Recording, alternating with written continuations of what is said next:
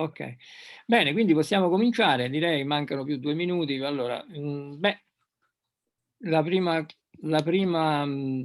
cosa che voglio dire è che il motivo per cui nella nostra formazione SUCF e anche appunto per quel che riguarda l'orientamento generale professionale di Pragma, Marinov è centrale perché unisce potentemente la relazione d'aiuto con lo sviluppo anche più ampio, più teoretico della filosofia. Non c'è più, grazie anche alla sua posizione, una separazione tra la teoresi, tra l'atteggiamento teoretico di conoscenza, anche di aumento di conoscenze filosofiche, e la relazione d'aiuto. È assolutamente intrinseca a questo sviluppo teoretico la relazione d'aiuto.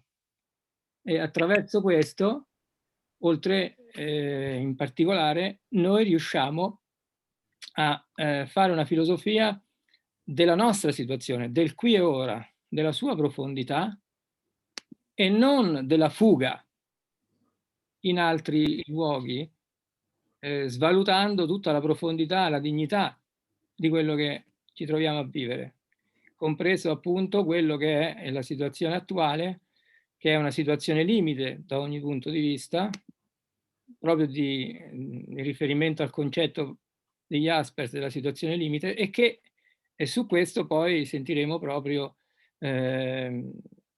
Marinov è quello che ci sollecita.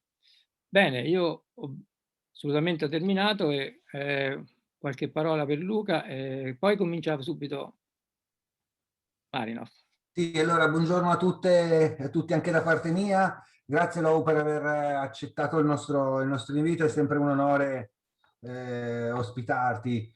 Allora sì, due parole giusto sulla situazione in cui stiamo vivendo in relazione alla filosofia, nel senso che la filosofia a partire dall'anno scorso, cioè da un anno a questa parte, si è ritrovata a dover gestire la filosofia in pratica, il counseling, la consulenza filosofica, una situazione assolutamente innovativa. Mai la filosofia si era trovata a gestire un'emergenza, no? Filosofia nottola di Minerva, in senso hegeliano, no? Che arriva sul fare della sera quando ormai la realtà è già avvenuta per proporre le proprie riflessioni. A partire dall'anno scorso si è trovata a vivere in situazione, a gestire quindi una situazione di particolare emergenza. In particolare con Pragma abbiamo aperto e gestito uno spazio di ascolto, un help desk Filò, dove i filosofi si sono messi in gioco proprio per offrire la loro relazione d'aiuto. Abbiamo ricevuto tantissime richieste, vedo qui alcuni consulenti tipo Davide Gravellini che hanno partecipato attivamente a questo progetto. Quindi volevo, sì, ovviamente Maddalena e altri soci di Pragma. Quindi volevo appunto sottolineare questa grande novità per la filosofia dei tempi attuali e l'attualità stessa di un counseling filosofico dove propone una filosofia in senso terapeutico. Credo che poi la relazione di Lou Marinov ruoterà anche intorno a questa dimensione della filosofia. Quindi mi taccio e lascio appunto la parola al nostro ospite d'onore. A te Lu, prego. Professor Marinov, you can start whenever you like. Okay. Grazie. Thank you very much. You can hear me okay? Yes. Yes? Okay. So Okay. first of all, thank you, Giancarlo and Luca. Grazie for this invitation. I'm very happy to be with you today. Innanzitutto grazie a Luca e a Giancarlo per questo invito, sono molto felice di essere qui con voi oggi. And grazie, you're going to be my voice in Italian, so thank you very much. I will try to. Io proverò a fare la voce di lui in italiano e premetto, da questo momento parlerò come se fossi professor Marinov, quindi...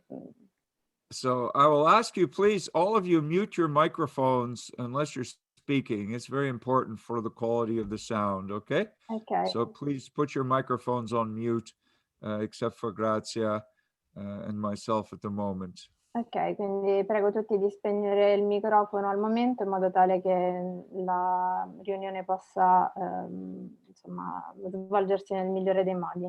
Quindi, noi saremo gli unici ad averlo attivo in questo momento. So we have 3 hours, I understand, and I propose we'll do the first half, and then we'll take a short break in 1 hour and a half, so 90 minutes, and then we take a short break, and then we continue, okay, for the remaining time. Allora, abbiamo 3 ore, quindi faremo prima una prima ora e mezza, poi ci sarà una pausa e poi continueremo dopo la breve pausa. So I have a lot of ideas to share with you. We have many things that we could discuss. I want to present a menu of ideas, and then in the last part, I want to hear from you about what is most important for you and in Italy and your city and so forth. So we have some, at the end, I want to have a dialogue also, not just to talk. Ok, ho molte idee da proporvi, però vorrei anche sentire come state affrontando questa situazione in Italia, nel posto in cui vivete, quindi alla fine vorrei avere un dialogo con voi. Ciao Sara, se puoi spegnere il microfono, grazie. Okay, so I'm going to begin by making 5 main points. I didn't say enough. Okay, but there are 5 main points to start with, and then I want to break them down and go into a little bit more detail on each one. Ok, allora inizierò con 4 punti, poi li butterò giù e entrerò nel dettaglio su ciascuno di essi. And we can spend more or less time on these points depending on your interest. Okay, I want part of this workshop to be driven by your own interests. Ok, possiamo spendere più o meno tempo su ognuno di questi punti a seconda del vostro interesse, quindi voglio che il vostro interesse guidi i vari punti che discuteremo, questa discussione. Okay, so the first point is that we have to ask the question, what is normal for human existence? Allora, il primo punto è, dobbiamo fare una domanda: che cosa è normale per l'esistenza umana? Because it's clear that the COVID-19 has changed the whole world in many ways and taken us perhaps into a scenario that many people would consider to be not normal. Ok, perché è chiaro che il Covid-19 abbia modificato tantissimo il mondo così come lo conoscevamo e l'ha portato in uno scenario che potremmo definire non normale, anormale. It may be more realistic for us to take a different view of what it means to be normal, because the human existence is a storm and it is constantly upset and interrupted by plagues and wars and economic crises and many other kinds of problems. Ok, è opportuno quindi cercare innanzitutto di fare uno scenario di quella che è la normalità, perché effettivamente nella storia dell'umanità capita spesso che ci siano guerre, crisi varie che portano a modificare lo scenario del mondo come lo si conosce. Of course, we tend to forget about these things when we're living in a good time, and maybe it's psychologically it's beneficial to forget. But our Buddhist philosopher friends remind us that existence itself is a kind of storm. Ok, what's the name of the philosopher again? Sorry. Sorry. It's going to be hard for me to repeat myself. I think I What's said the name of the philosopher? I know what you said. I said that it may be helpful for us psychologically to forget about the problems. Ok. Psicologicamente per noi è più semplice dimenticare di avere dei problemi, chiaramente. But it's not necessarily normal that we should be living always in good times. Ma non è necessariamente normale che viviamo sempre in tempi positivi. Because our Buddhist philosophy reminds us that existence is a storm. Ok, perché la filosofia buddista ci ricorda che la nostra esistenza è una tempesta. You know, we have in history that we still have recording the plague of Justinian. Maybe you remember this, some of you. I mean, not that you were there, but you remember the historical account. Ok, forse ricordate l'evento storico della piaga giustiniana? And it raged across the Mediterranean and Europe and the Near East from about 541 to 549. It killed an estimated 25 to 100 million people. Ok, è stato un evento storico molto disastroso, ha portato alla morte, sorry, the number of people? And the Black Death was even worse. The bubonic plague in 1300s carried off 75 million to 200 million people. Allora, scusatemi, ho un po' di difficoltà a sentire il professore perché ho il microfono che non mi funziona benissimo. Sorry, professor, I have some difficulties hearing you, so if you can just repeat the last part. Would it help if I shared the screen? I'm reading from a text. Yeah, that would be amazing. Can you help me to share? Can you make me a co-host, please? Ok, Giancarlo, se puoi rendere lui partecipante come co-host, quindi in modo tale che possa condividere lo schermo. Because I need to share screens anyway. Questa connessione oggi mi dispiace, purtroppo. Allora. It's not difficult. Just go, whoever's controlling the session, just go up beside my name in the participant list, and you have an option to make me a co-host. It looks like Giancarlo is the host. Yeah. So Giancarlo, go to my name on the participants, please, and just make me co-host. Allora, per sintetizzare, le ultime cose che ho capito di quello che ha detto lui, perché purtroppo sentivo male, erano appunto la peste di Giustiniano, che è stata una piaga pesantissima nella storia, avvenuta tra il 541 d.C. e il 750, e ha fatto un numero di vittime molto vasto, tra i 50 e i 100 milioni.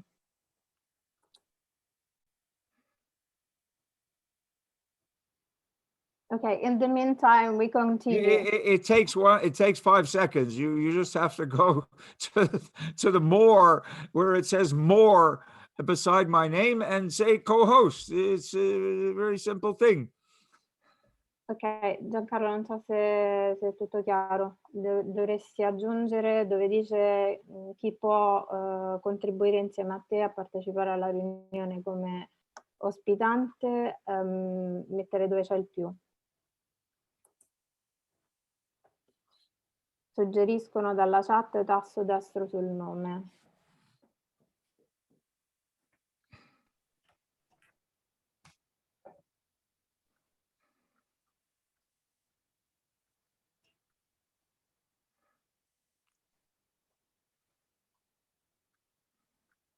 Okay. You're the host now. Yes. Okay, success. All right, thank you. Okay, so let me share the text with you, okay? If I can. And hopefully that will make it easier. Yeah, it's just sometimes my connection is not the best, let's say so, recently. So well, we'll get there. I can understand everything, but sometimes the line goes down and I'm like, okay, I can't. Okay, well, we'll get there. Now I just have to pull up the text, and now I should be able to share with you. Okay, thank you. Hopefully.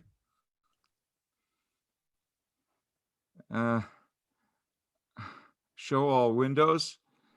Zoom is not being friendly this morning. Okay, so there it is, and I'm sharing. I'll explain what this text is, but you can see from this part that we have had plagues and pandemics at many times in human history. This is not a new thing. It just is not every day, not every year, but not a new thing. Ok, come potete vedere da questo testo non è una cosa nuova che ci siano piaghe di questo tipo nell'umanità. Non è una cosa nuova, è una cosa che è avvenuta tantissime volte, appunto. And this one is not as bad in terms, of course, we're not just talking about human life as numbers, but actually it's not as bad as some of the plagues and wars that we have had in recent times. Allora, quella attuale potremmo dire che in termini numerici, è chiaro che non si possa giudicare soltanto sulla base dei numeri, però in termini numerici non è tanto grave come altre piaghe e guerre del passato a livello di vittime. And it leads to the second point, okay, of the 5 points. The second point E questo è is il that secondo dei the 5 punti. go ahead. Yeah. So the effects, this is point 2. The effects of this problem are much bigger than the actual numbers of people who have died. Quindi il secondo punto a cui ci porta questa cosa è che gli effetti di questo problema sono molto più gravi del numero di persone che sono morte. And that's another aspect of this problem. We have political, economic, social, psychological, and all kinds of other problems coming from this. The whole world is affected by it. E quindi qui veniamo a un altro problema, ovvero tutti i problemi correlati con esso, quello economico, politico e quant'altro, quindi influenza tutto il mondo. So it's not just global travel that has made this happen, because remember, the older plagues went around the world without an international airlines. Chiaramente non si tratta soltanto dei viaggi internazionali come causa, diciamo, di questo fenomeno, perché ricordate che un tempo non c'erano i voli come una volta, eppure le piaghe si diffondevano. But because of global travel, because of the technologies of transportation, it happened much faster Però for us. chiaramente grazie ai viaggi e appunto alla facilità nel trasporto in questi termini è più semplice che accada velocemente. It used to take years for pandemics to migrate around the world, and now for us it happened in only a matter of weeks. Prima ci volevano anni prima che le pandemie si diffondessero in tutto il mondo, adesso avviene nell'arco di settimane. And this led to the third problem, okay? The third point to make. E questo porta al terzo punto. And that problem is a political problem. E si tratta di un problema politico. Because governments suddenly had to take action. Every government had to do something.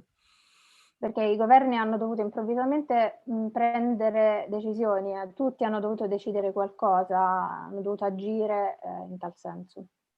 But it's also very clear that governments, some of them and many of them, have no idea what to do. Ed è chiaro che molti di questi governi, ma potremmo dire tutti, non avevano idea di cosa fare. And the one reason for this is, I'm speaking now for the United States for sure, and probably for EU countries also, including Italy. You tell me if I'm wrong, okay?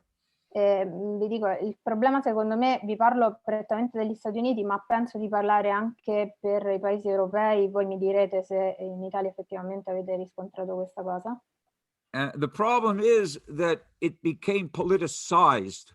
The way of dealing with the virus was politicized, not political. Ok, il problema è stato che il modo in cui è stata gestita la situazione è stato politicizzato, non politico. So political parties were trying to use this virus, this horrible calamity, as a way of furthering their own agendas. Quindi in qualche modo i vari partiti politici hanno utilizzato il virus per portare consapevolezza di quello che era il loro pensiero politico, quindi si sono un po' coltivati il loro orticello.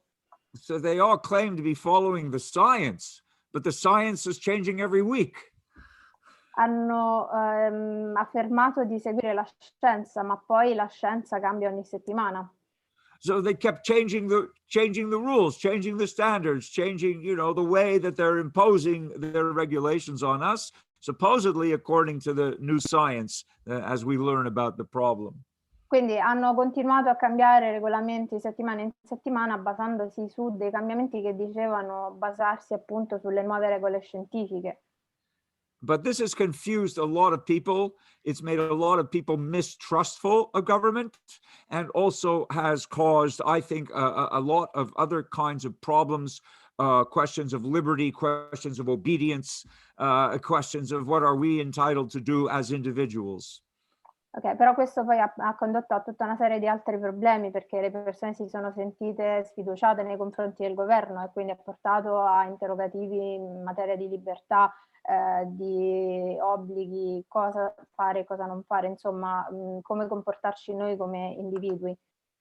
And as you probably realize, the economic recovery from this alone will take years. Even after everyone is vaccinated, there are going to be economic problems that persist for a long time.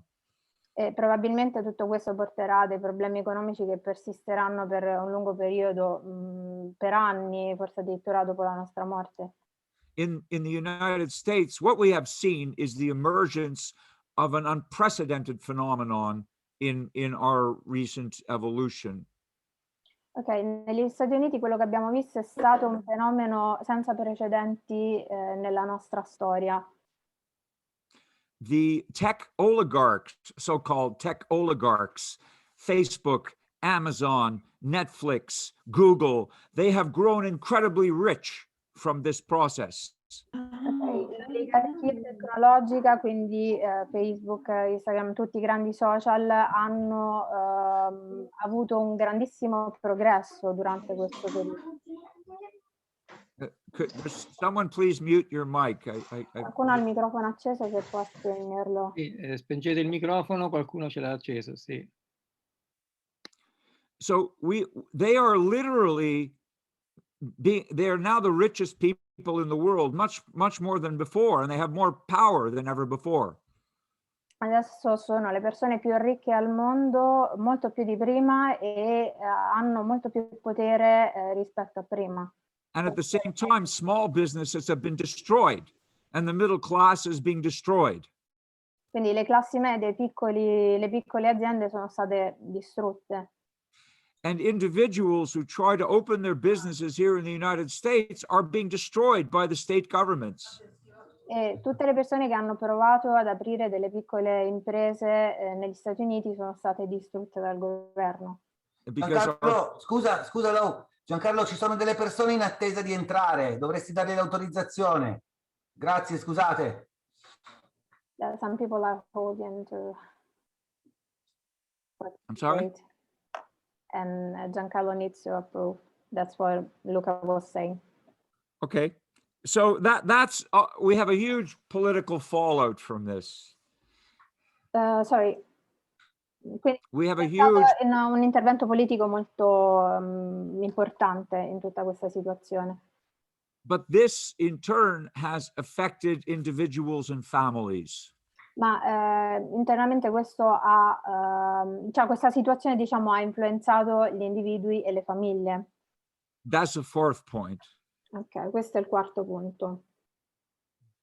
Right? Because what we see is increases in suicide, Perché quello che vediamo è una crescita dei suicidi, increase in depression, una crescita della depressione, increase in domestic violence, delle violenze domestiche, increase in substance abuse. dell'abuso di sostanze. So all of these problems which existed anyway, already existed, are much worse now. Quindi tutti questi problemi che già esistevano adesso sono peggiorati di gran lunga. And governments can do nothing about this. They have no power to help in this way. E i governi non possono fare niente in questo senso, non hanno nessun potere per aiutare in tal senso. So that brings up the fifth point. Quindi questo porta al quinto punto. What can philosophers do? Che cosa possono fare i filosofi? And I think that philosophers, in particular philosophical practitioners, can actually offer a lot of help to people. E io penso che i filosofi, in particolare i filosofi pratici, possono offrire un grande aiuto alle persone. We can't help everybody, but we can do a lot of good. Non possiamo aiutare tutti, ma possiamo fare molto bene. And so that's really where this goes. And the importance of philosophical practice is more now than before the pandemic.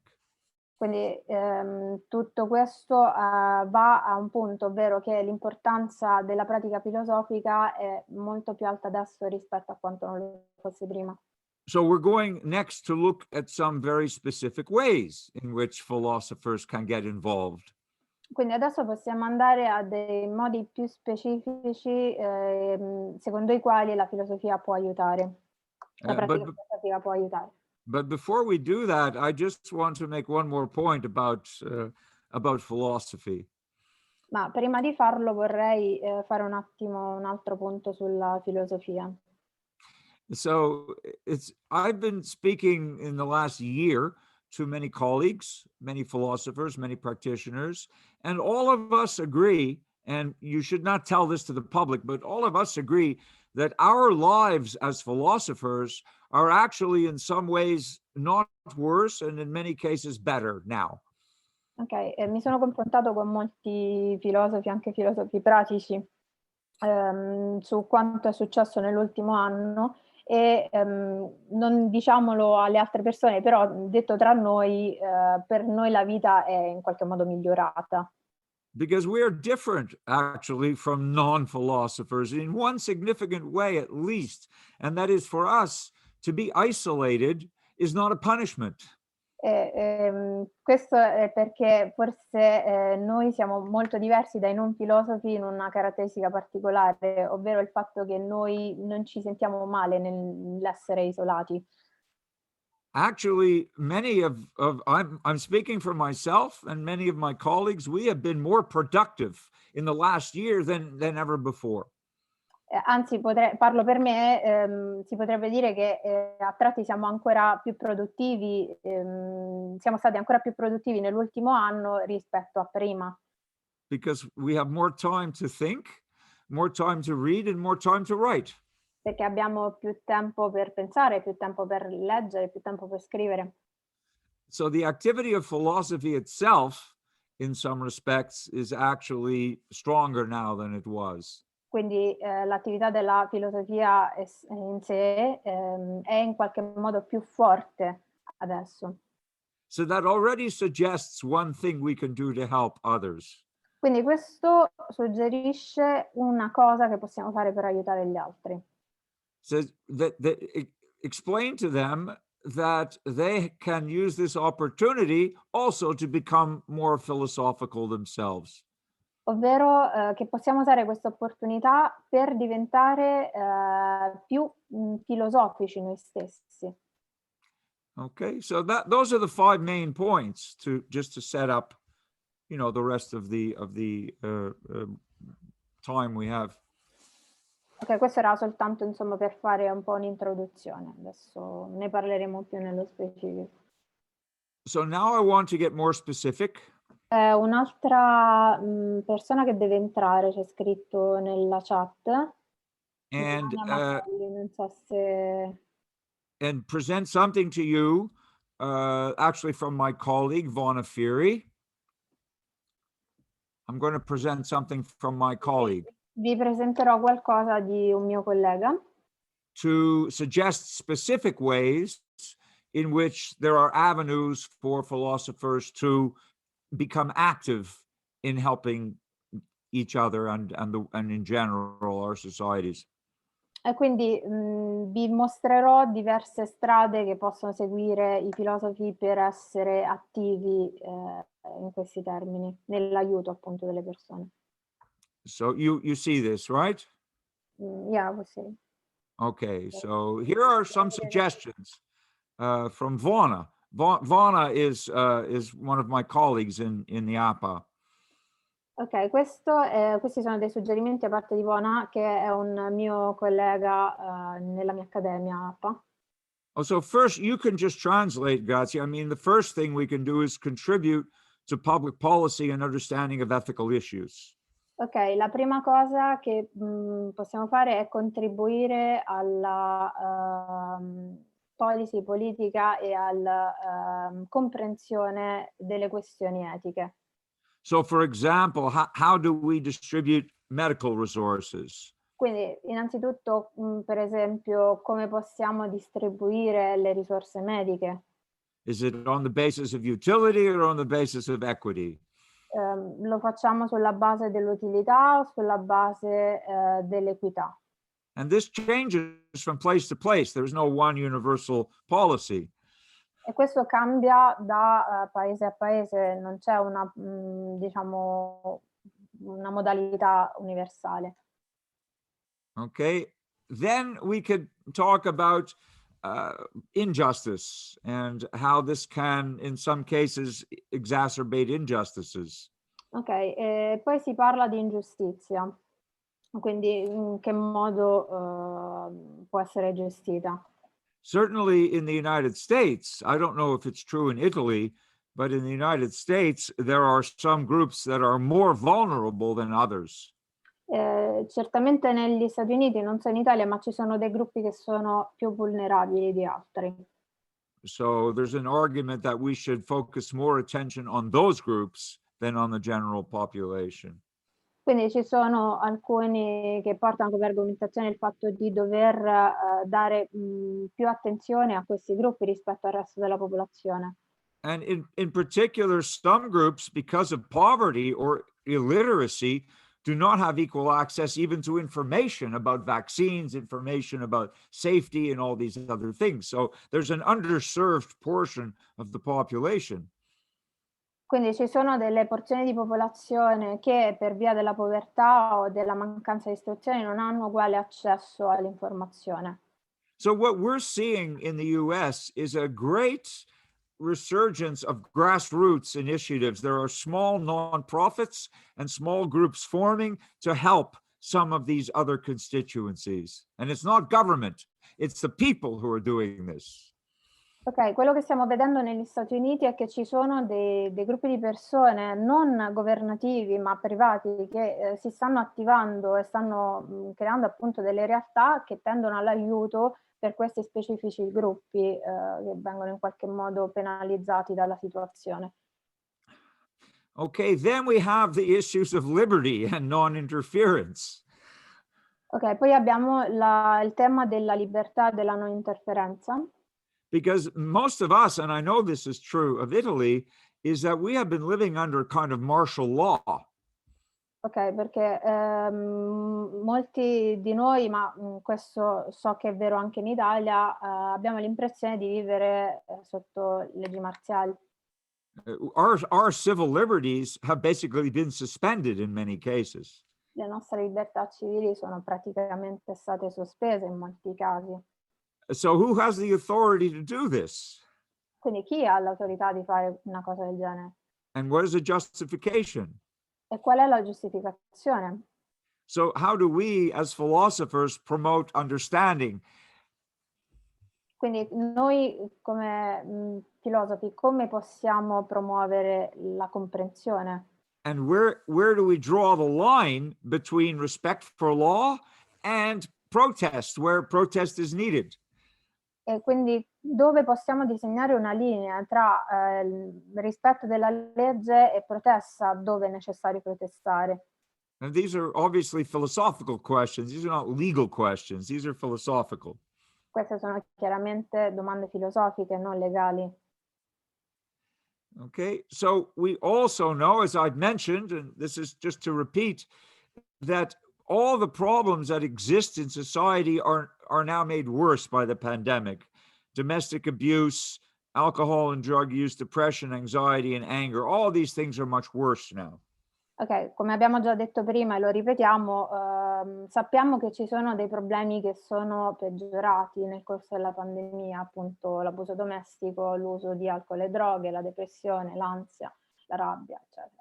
I mean, I know you all know this anyway. You don't need me to tell you, but so the question is, what can philosophy do? What would a philosophical counselor do to help address these problems? So che questo lo sapete da voi, quindi non c'è bisogno che ve lo spieghi io, però la domanda a questo punto è che cosa possiamo fare noi come filosofi nella risoluzione di questi problemi. So Montaigne said, some people fail at solitude, for example. Montaigne, per esempio, diceva che alcune persone non sono in grado di gestire la solitudine. So what can philosophy do for such people? Quindi che cosa può fare la filosofia per queste persone? Okay, and there are many answers. Here are just the beginning of some answers. We can teach philosophical ways of combating fear, such as meditation and mindfulness, stoicism, philosophical approaches to spirituality, and so forth. That's one level of counseling that we can give. Ok, ci possono essere varie risposte. Una di queste può essere insegnare modi filosofici di combattere la paura attraverso la meditazione, la mindfulness, lo stoicismo, approcci filosofici alla spiritualità. Among others, yeah, among others. Tra vari. We can encourage clients to reconnect with nature and philosophies of nature. It's very important for people in the cities, especially. Ok, oppure possiamo incoraggiare i clienti a riconnettersi con la natura e alle filosofie della natura, che è importante soprattutto per chi vive in città. You know that as soon as we go into nature, the stress levels drop. You know, if you go in the forest, immediately your stress disappears. Non so se sapete che non appena arriviamo nella natura il nostro livello di stress diminuisce, quindi se andiamo nella foresta sentiremo che il nostro stress sta svanendo. Or the beach, or I don't care, anywhere in nature, the mountains, the sea, wherever you are in nature. In it's good. spiaggia, ovunque nella natura, in montagna. Nature is a great remedy. La natura è un grande rimedio. Sharing philosophical perspectives on courage and solitude. Many philosophers have written about this, as you know. Ok, oppure molti filosofi hanno scritto in proposito condividere prospettive filosofiche sul coraggio e la solitudine. So again, this gives clients a resource they did not have before. Anche in questo caso questo dà al cliente una risorsa che non aveva prima. And also encouraging clients to explore duties to self and others. If you want to think about duty ethics or Kantian ethics, the idea of what duties do I have to myself in this time and what duties do I have to others in this time. So I can lift myself to the level of performing duty. Ok, oppure incoraggiare i clienti a esplorare i propri doveri verso se stessi e gli altri, quindi elevarsi cercando appunto di preservare i propri doveri. Then you can think about the duty to care if we want to look at a feminist, for example, a feminist approach. Ok, se vogliamo guardare per esempio un approccio più femminista,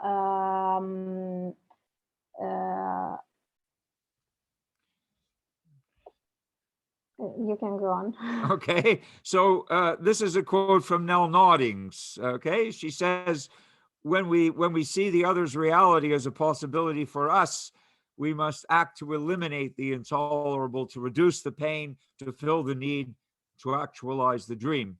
Ok, quindi un approccio femminista all'etica può esserci dato da questa citazione di Nell Noddings che dice quando vediamo la realtà degli altri come una possibilità per noi, dobbiamo agire per eliminare l'intollerabile, per ridurre il dolore, per riempire il bisogno e per attualizzare il sogno. Grazie, scusa se vi interrompo, ci sono delle persone in attesa che dovrebbero entrare. Sì, ok. Solo che forse adesso l'organizzatore è diventato low, quindi dovrebbe autorizzarle lui, credo. Ah, okay. Okay, Professor Marinov, there are some people who need to enter the meeting. Yeah, probably you need to authorize them to. I do? Oh, excuse yeah, I me. guess All right, so, I because can do now that. you're the co-host. Yeah. Yes, all right. I can probably do that. Sorry, low. Yes, okay, to me. But hang on a minute, I will try. Yeah. All right, Sorry because about we're it. co-hosts, so I'm not the only one. I'm going to stop the share and admit them all. Okay, I think everybody is joining now. Perfect. Okay, it works. Okay. Yes, If there's someone else. it's okay. Thanks, low. Yes. Okay, so Thank thank you you. for telling me this. All right, so I want to return to the slide. Just bear with me. We'll try again to share what we're looking at. Okay, is good. Ok, torniamo alle Yeah. slide. Sì. So we're back to Nell Noddings, and what we have is a finally this kind of mantra for pandemic, and it's from William Faulkner's Nobel address for literature. We can use philosophical practice to help our clients to endure and prevail. Ok, allora poi abbiamo questa citazione, scusate un attimo, ho qualche problema. Allora, abbiamo questa citazione di Faulkner che potremmo utilizzare per in qualche modo spiegare la situazione nella pandemia, ovvero dobbiamo resistere e prevalere. Okay, so that is some ideas from my colleague Vana, which I also share with her. And I want in the next step to go into even more detail. Okay, we're going to go deeper and deeper into some of these ideas. Okay, queste sono le idee della mia amica Vona che condivido, e adesso entreremo più nello specifico condividendo le mie idee. But before we do that, I'm still admitting people. I see people still coming from Ok, sta ancora ammettendo persone. I'll just keep doing it. But please, now is a good time to take some questions or comments just on this first part, okay? Ok, quindi adesso, se vogliamo, possiamo fare delle domande su questa prima parte e poi continuiamo con l'approfondimento. C'era Riccardo che aveva alzato una mano, Riccardo Mancini. Nel fare le domande andare molto piano in modo tale che io possa scrivere la domanda a lui in traduzione. Riccardo aveva alzato la Può mano. essere più concisi possibili, perché il linguaggio filosofico è vasto, ma la traduzione è complessa. So what I suggest, this is one way to do it. If you have question or comment, put it in the chat room. No, okay. So, you know, that way we can read it.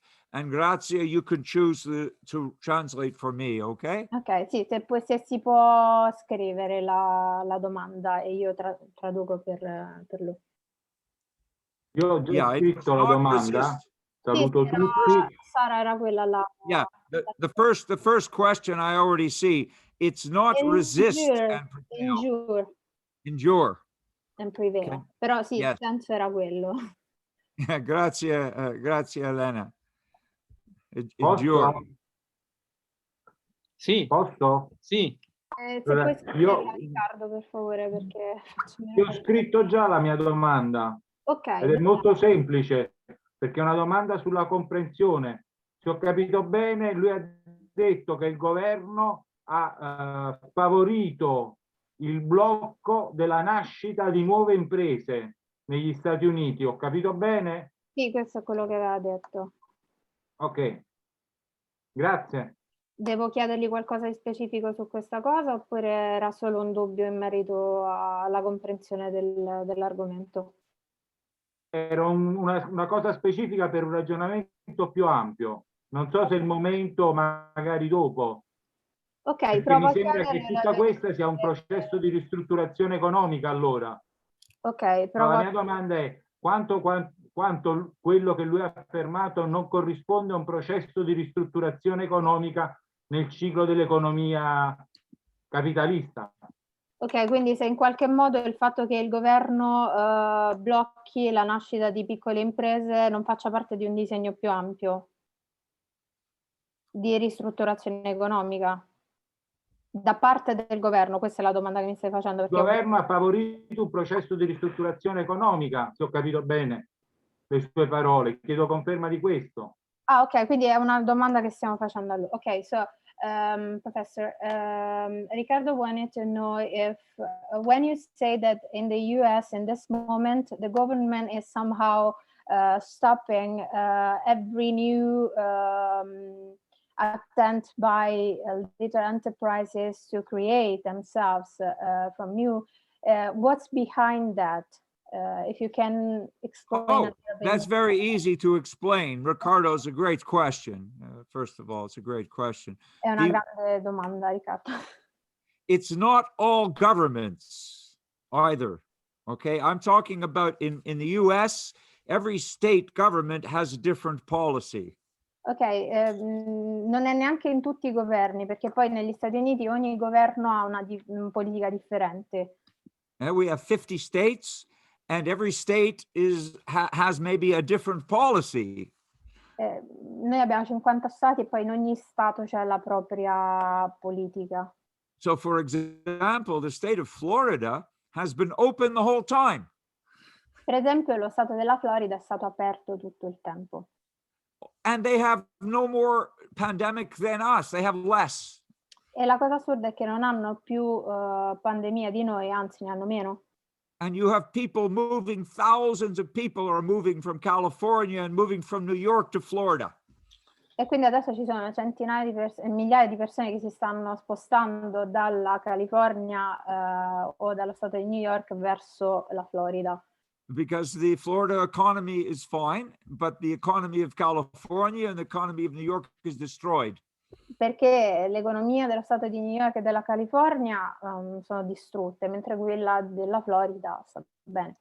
And the reason, and Ricardo's question, and the reason is one word: power. You want to know what's behind the control of citizens? Power.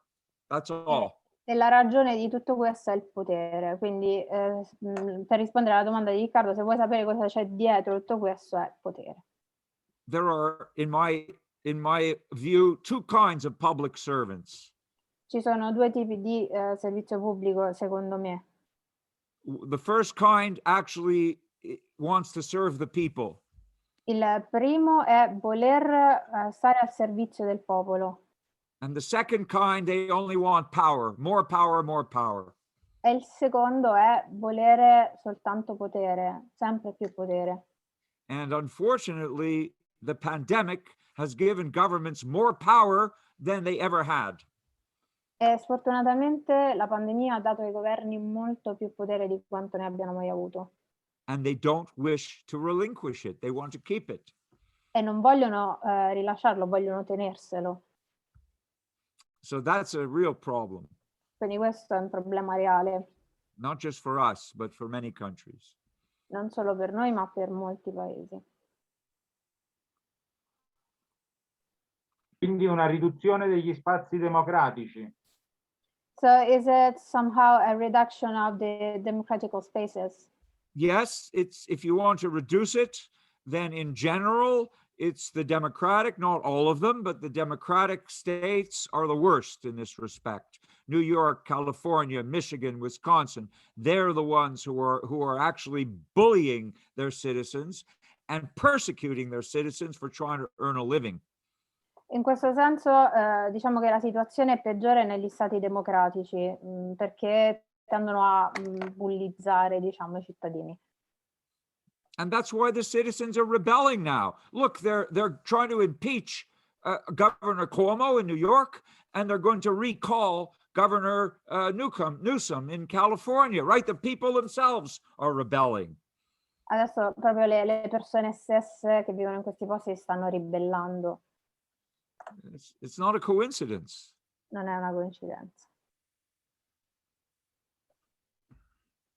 Ok, there's another written question. Riccardo, non so se vuoi chiedere qualcos'altro a posto così per te o se posso leggere. No, grazie, mi sembra abbastanza chiaro. Ok, perfetto. E allora abbiamo un'altra domanda da Sara. Mindfulness, connessione con la natura per aiutare le persone in questa situazione. Cosa si può aggiungere su questo? Cosa può aggiungere su questo un filosofo rispetto ad altre professionalità come formatori, operatori olistici? Ok. Professor Sarah was asking about mindfulness, the relationship with nature and all the rest. What can a philosopher do confronted to other personality who work in this field? I'm sorry. Because we are not the only ones who deal with mindfulness, connection with nature. There are, for example, other kind of professional people who work in this field. So Yes. what can we do as philosophers? Well, we can remind people that the origin of mindfulness is Buddhist philosophy, not psychology. Ok, quindi possiamo ricordare innanzitutto alle persone che noi siamo, cioè che l'origine della mindfulness è in qualche modo legata alla filosofia buddista, quindi non è un'origine psicologica. And that in turn, Siddhartha Gautama got this from Indian philosophy. It's an older tradition. Mindfulness comes from ancient Indian philosophy. Quindi la mindfulness viene da una filosofia dell'antica India. And connection with nature comes from the ancient Greeks, the ancient Chinese, and the ancient Indians. E invece la connessione con la natura viene dagli antichi greci, dagli antichi cinesi e dagli antichi indiani. Of course, psychologists are very clever, and they will take ideas which they can use to help their clients. I mean, that's a good thing to do. Chiaramente gli psicologi sono persone molto sveglie che quindi prendono vari aspetti da varie teorie e poi le usano nel loro mestiere. So we had, for example, positive psychology, right? Abbiamo la psicologia positiva, sì. Seligman and these other psychologists, they made a big industry with it. Ok, diciamo che c'è una branca della psicologia che ha fatto una grande industria su questo. And what is it? It's virtue ethics. Questa è l'etica della virtù. It's virtue ethics from Aristotle. Di Aristotele. Quindi. And then you have rational emotive therapy. E poi c'è la terapia razionale emotiva. It's another big industry. Che è un'altra grande industria. And where does it come from? E da dove viene? Stoicism. Dallo stoicismo. In particular, the Roman Stoics. You know them well. Soprattutto dagli stoici romani che conoscete bene. Epictetus, Marcus Aurelius, Seneca. Marco Aurelio, Seneca, insomma. The roots of positive psychology. Le radici della psicologia positiva. It's philosophical, it's not psychological in the first place. Sono filosofiche, non psicologiche in prima analisi. Then they took mindfulness. Mindfulness is the seventh factor on the eightfold path of Buddha. In the fourth truth, you have eight ways to practice. And mindfulness is number 7. And they took 7 and they made it an industry. Ok, per esempio la mindfulness è uno dei 7 passi per la consapevolezza nel buddismo e loro hanno preso praticamente uno di questi passi che è il 7° e ci hanno fatto sopra una teoria. And it works because it's powerful. E funziona perché è potente. But it's even more powerful in context. If you put it back into the Buddhist context, it's even better. Chiaramente funziona, però se poi lo metti nel suo contesto, ovvero insieme alle altre vie, funziona anche meglio. So all I'm saying is that, and I'm not being critical of psychology, not really. I think if people want to work in a more shallow way, then this is good. These simplifications are good for them. But if some people want to work in a deeper way, so the philosophy will be a better resource for them. Ok, quindi quello che posso dire in merito è che chiaramente se si vuole lavorare su queste cose in modo un po' più superficiale va bene utilizzare queste teorie, però se la gente vuole lavorarci in modo più profondo, chiaramente la filosofia in questo senso è un ottimo ausilio.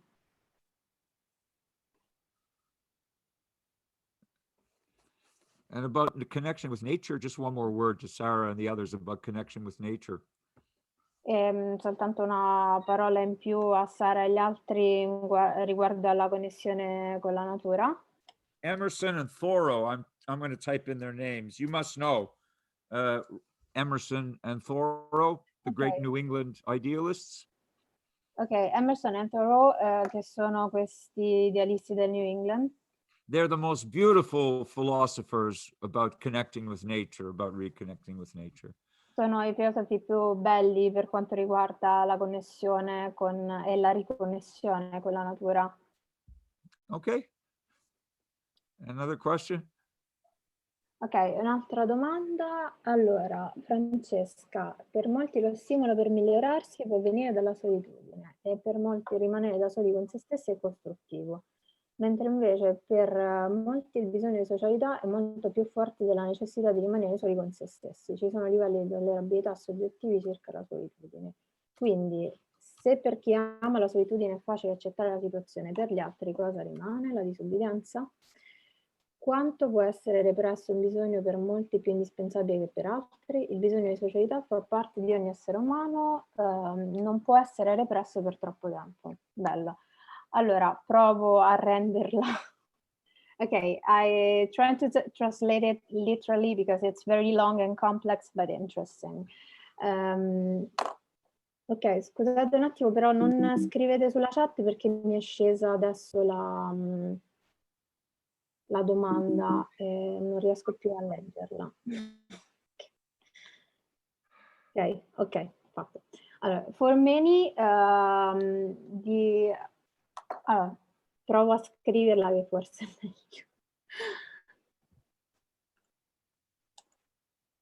meglio. Vediamo come possiamo renderla. For many people, just striving to become a better version of themselves may come from solitude. And for many, remaining alone with themselves is constructive. But there are other people who need to socialize strongly and feel this need of socialization strongly. And it's stronger than the necessity to remain with themselves. So there are some levels of tolerability, subjectives, according to the person who's writing this, about solitude.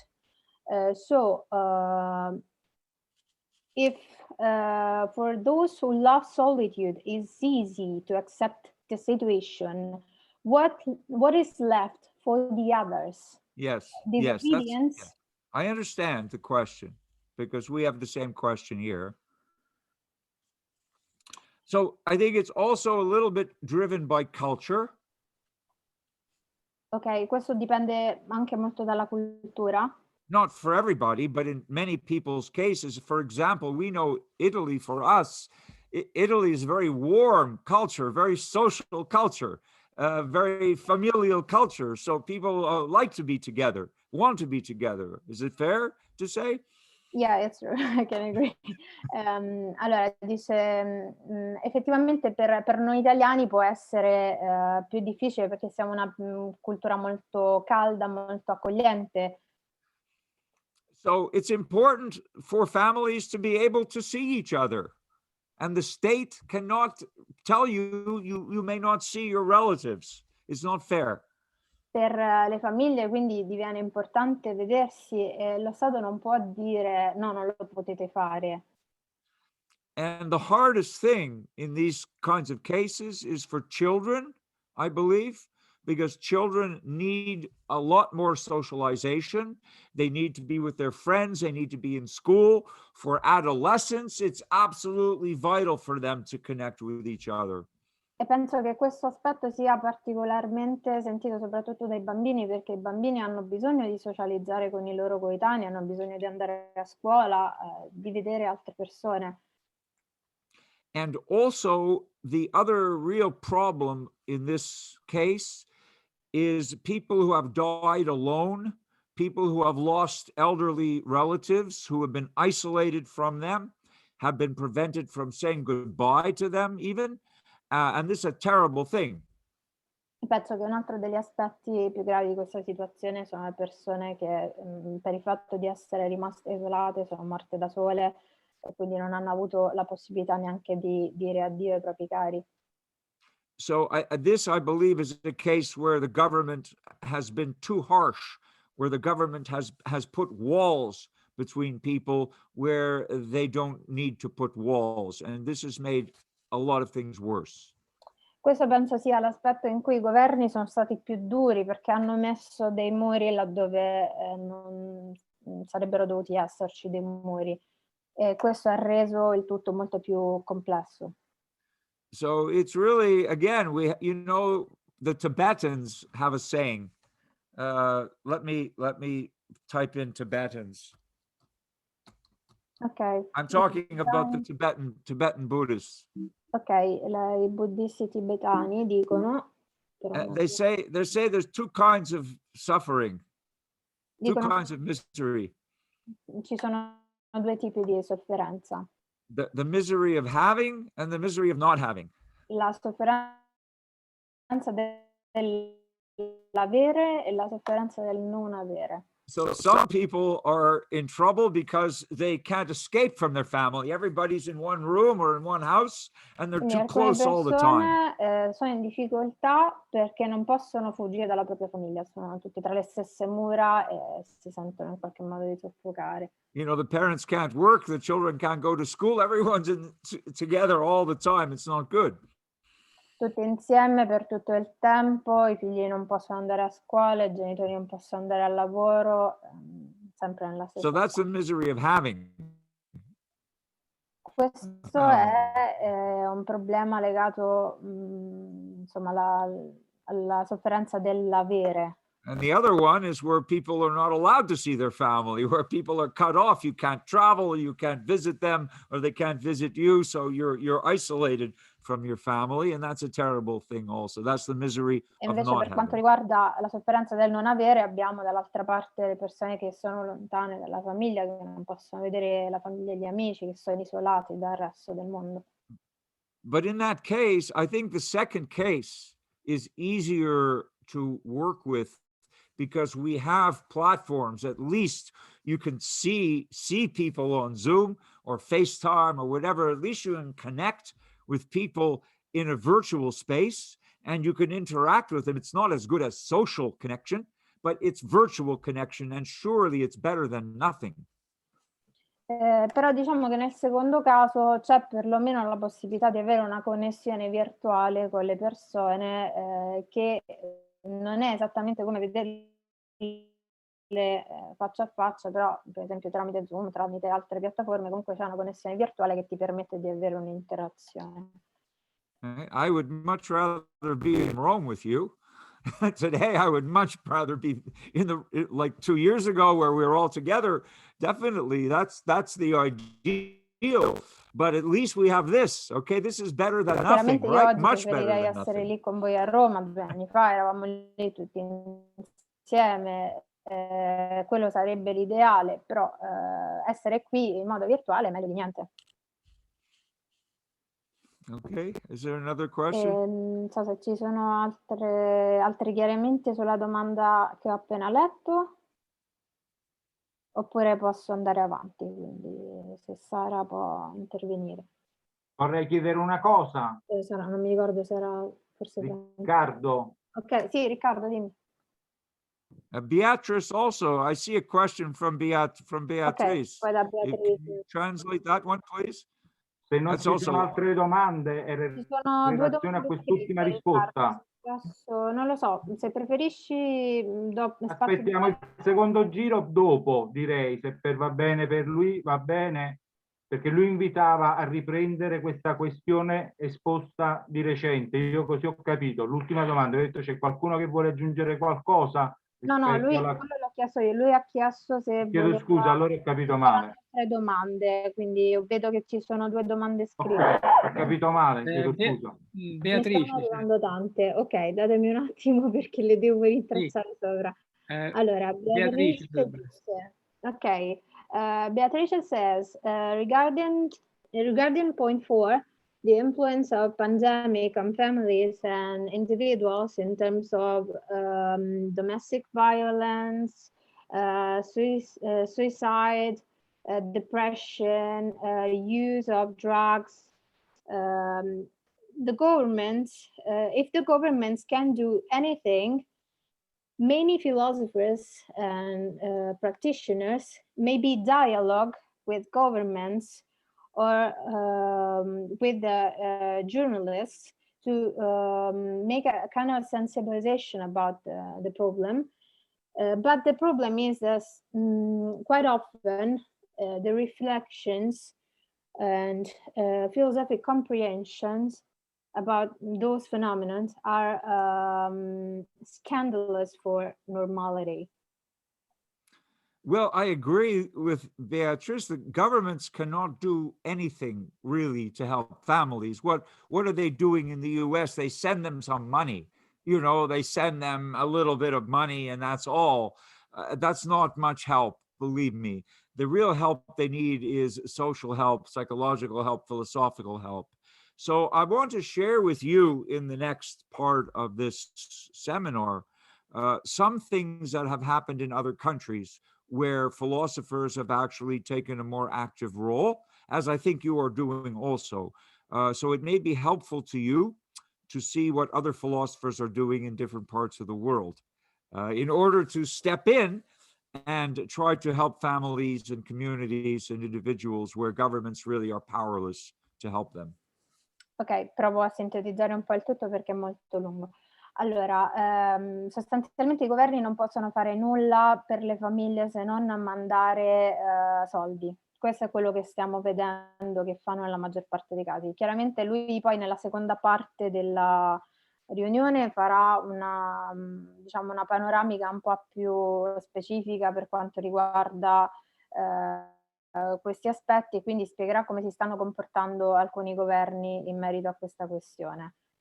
Okay, thank you. So I'm going to share with you now the cover of a special issue of APA's journal. Ok, adesso vi mostrerò la copertina del giornale dell'app per farvi vedere una questione. Yeah, if you go to our website, you can, this is APA's website, and I've been editing our journal for, many years, back to 2005. But we put out a special issue here in last year from July, November. It's the first time we ever made a double issue. Usually it's 3 times a year, but this is a special issue on how philosophy can help during the pandemic. Ok, allora questa è la pagina dell'app Edu che insomma curo da diversi anni, mi occupo appunto di questo giornale e in qualche modo ho aggiornato una volta più del normale. Lo scorso anno solitamente queste disposizioni escono 3 volte l'anno e l'anno scorso l'ho fatto una volta di più perché era necessario trattare l'argomento sulla pandemia. And what I'm going to, let me just share the cover. Okay, can you see this or do you want me to make it bigger? Just a little bit bigger. Yeah, I'm going to make it bigger. Just a minute. I have a different one. I have a bigger one. Just Okay. a minute. Where's the cover? Here. This is bigger. Just let me share this. And then we're going to look at some of the specific articles to see what different philosophers have done in different countries. I think it's very, very instructive. Ok, quindi adesso vi mostrerò questa copertina e poi andremo a guardare che cosa hanno fatto i vari governi in diversi paesi così. So sorry about that. Just a minute. I hit the wrong button. Okay, can you see still? Yeah. Okay. Sure. So it's a special issue on how philosophy can help during a global pandemic. It's a double issue. It's twice as big normally, twice as big. It's 2 issues together, yeah? Ok, questa è una questione, diciamo, trattata il doppio rispetto a quanto viene trattato di solito come dimensioni del testo.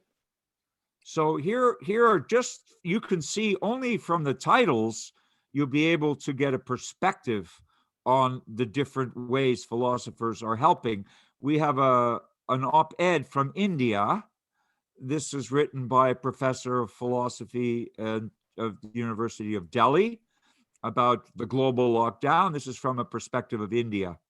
Ok, potete vedere già dai titoli più o meno come si è strutturata la questione, quindi quali sono gli interventi che abbiamo avuto.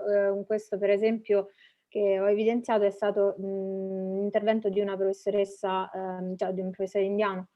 Then we have from Sweden Veronica Johansson, the Swedish Society for Philosophical Practice has taken some very interesting steps to help individuals and families. And there's a report from her we can look after at in more detail, but you can see I will show you what the Swedes have done to step in again, to do things that governments cannot do. Ok, questo per esempio invece è un lavoro di Veronica Johansson, quindi in Svezia, dove viene spiegato come sono intervenuti loro laddove il governo non ha potuto. Then we have Ashwini. Actually, she's American, Indian American, and she writes about the convergence of Indian philosophy with Stoicism. So how to use leisure time in this case to improve our lives. Ok, poi Ashwini invece è indiana americana, quindi ha mostrato in qualche modo come la rilassatezza può migliorare le nostre vite.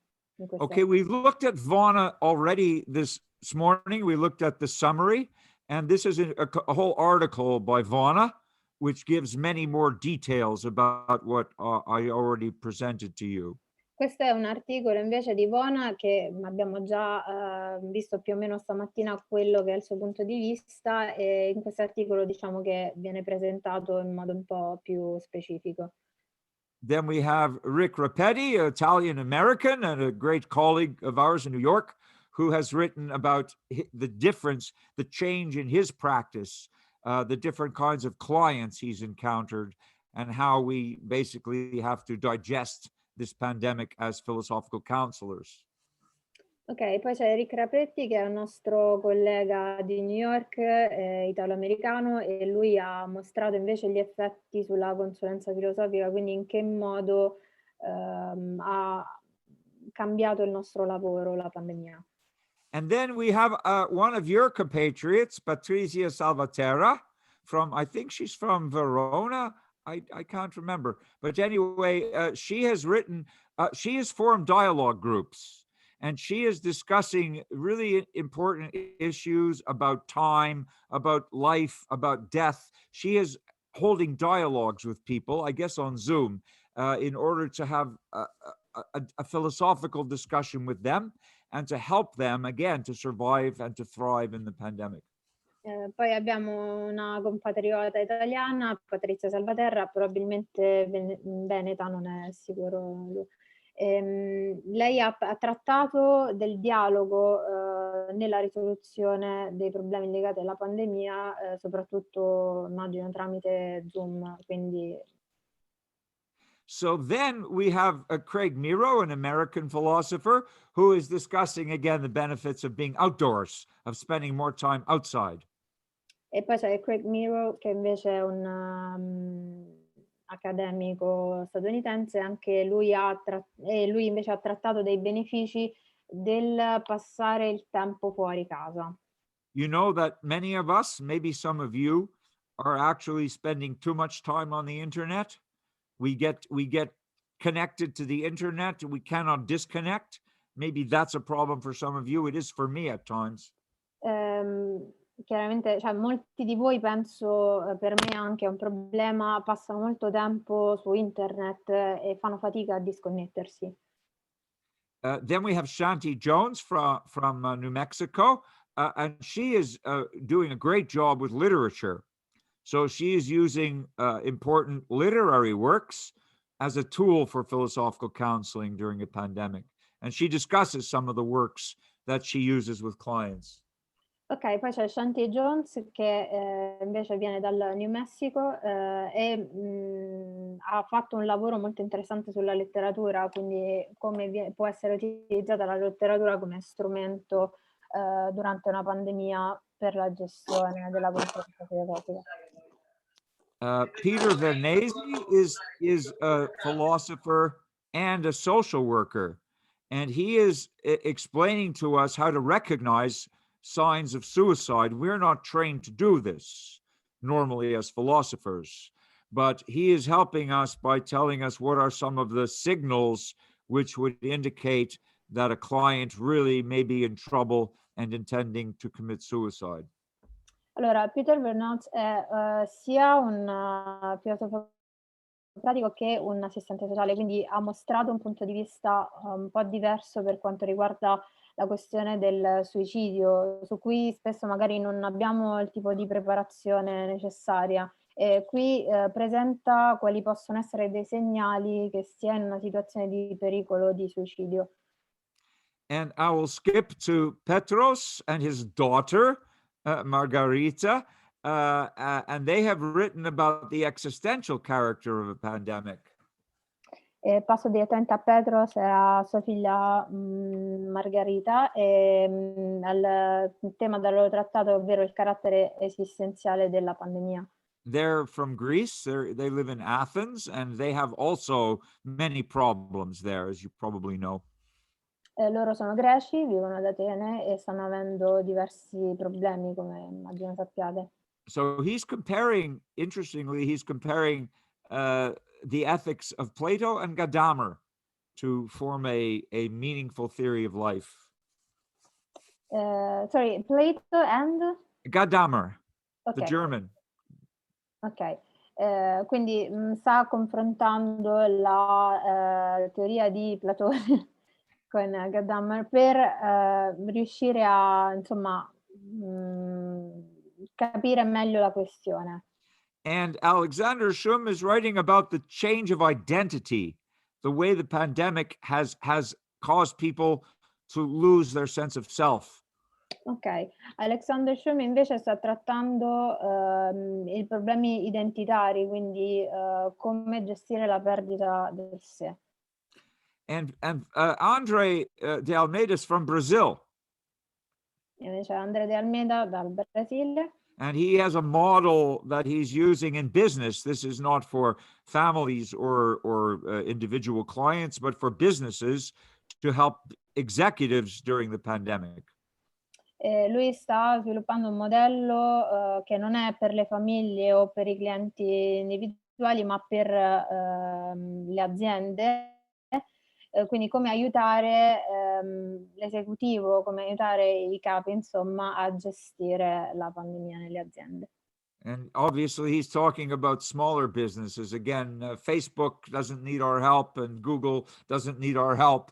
Amazon, least of all, needs our help. But many, many smaller businesses need to get some ideas to manage. Chiaramente si tratta di piccole imprese perché ovviamente Google, Amazon, Facebook non hanno bisogno di questi consigli, però per le piccole imprese può essere importante sapere come gestire determinate problematiche. So I want to go next to show you before the break. We're going to break in 15 minutes. Yeah. Ok, faremo una pausa tra 15 minuti, però prima della pausa volevo mostrarvi qualcosa. I would take a short break, maybe 10-15 minutes. Ok, faremo una breve pausa, forse 10-15 minuti. But before we do that, I want to show you more detail on these papers. I want to show you the abstracts, and then you can choose which ones you want to explore. We can go into depth when we come back from the break. Ok, e vi voglio mostrare più dettagli riguardo a questi abstract, in modo tale che voi possiate scegliere quello che vi interessa di più e poi ci focalizzeremo su questo dopo la pausa.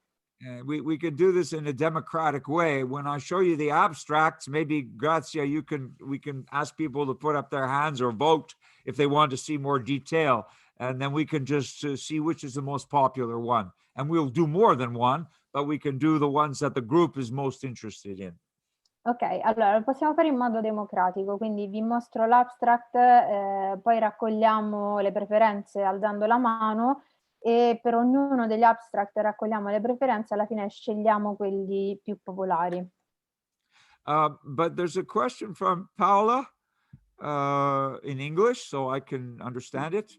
And she says, maybe you want to translate back Grazia into Italian. She says, in Italy, we still have a great deal of reticence to talk about problems with social supporters. How can we as practitioners overcome this cultural inhibition? Pastor. Ok, allora...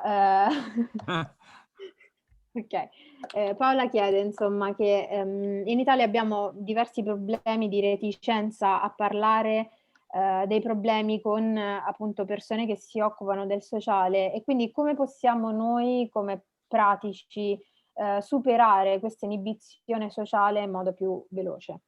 So one suggestion is to form small groups on Zoom, or, a small community group, and do it as a philosopher.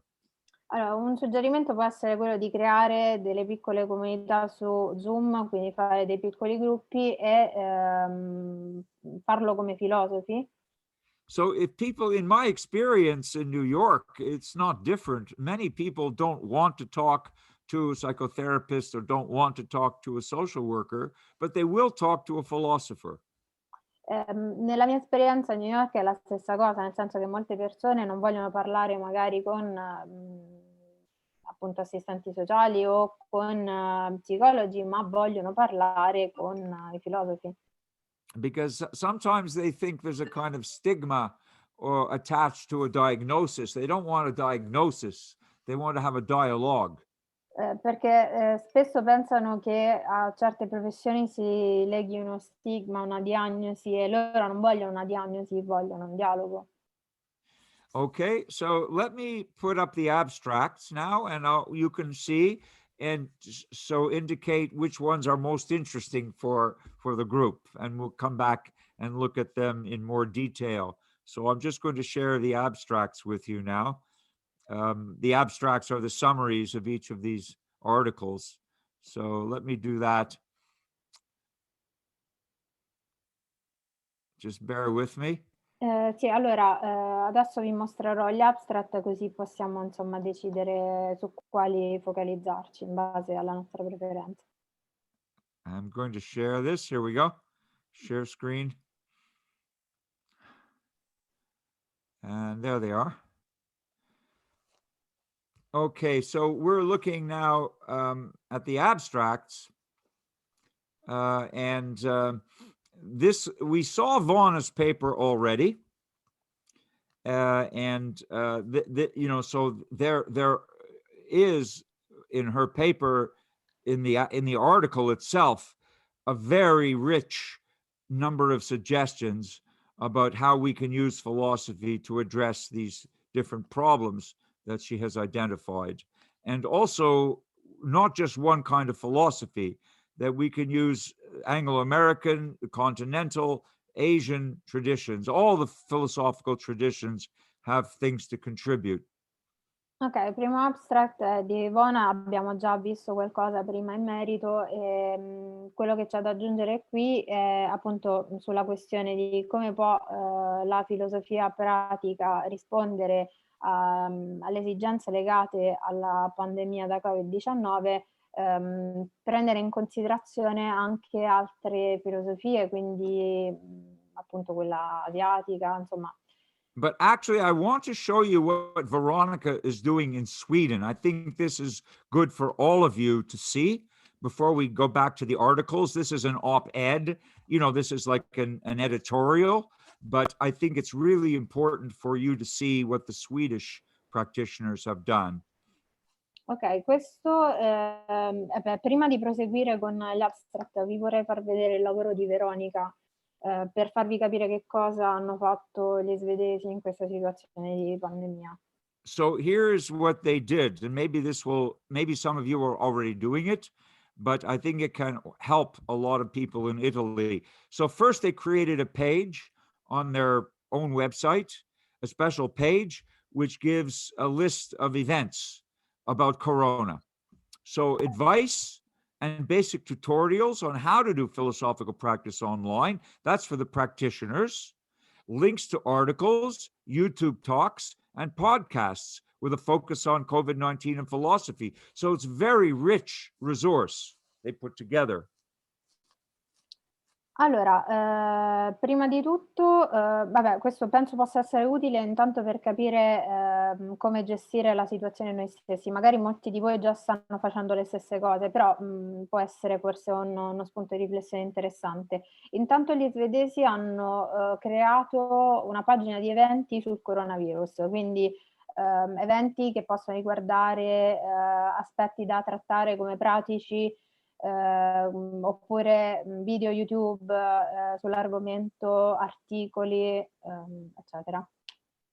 And they also created a special email address so anybody can write in with questions. E hanno creato anche un indirizzo mail apposito in modo tale che tutti potessero poi intervenire con delle domande. And I assume they're all helping. It's not one person who's answering all the email, that their society has volunteers who help to answer the questions. Immagino ci siano diversi volontari che si occupino di rispondere alle domande. Then they advertised on Facebook. Ok, poi hanno fatto pubblicità su Facebook. And they encouraged their members to spread information to anyone who might benefit from participating in their online groups. E hanno incoraggiato, oltre alla pubblicità su Facebook, tutte le persone che conoscevano, insomma, a diffondere la notizia per farli partecipare a questo gruppo. Then they sent an email to all the practitioners asking them to volunteer to do pro bono initiatives, meaning to do free sessions, with people, groups, or individuals.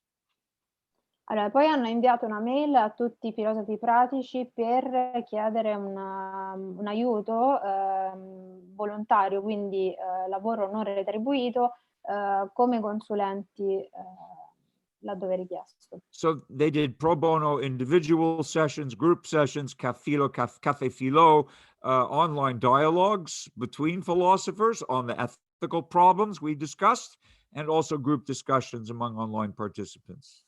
Quindi hanno lavorato gratuitamente in contesti di gruppo, individuali, caffè filosofici, iniziative insomma varie su vari argomenti riguardanti sempre il coronavirus. They also sent an email to international contacts to see what they could learn from other countries, to see if other people are doing things which they could also use in Sweden. E poi hanno mandato mail anche a contatti internazionali per vedere come stavano gestendo la cosa in altri paesi e vedere se potevano in qualche modo implementare le iniziative in Svezia. They also offered support for people who need to move their practices online, because many of their regular activities, such as Café Philos, were shut down in the lockdown. So they needed to help practitioners to get online, to take everything online instead of in real time.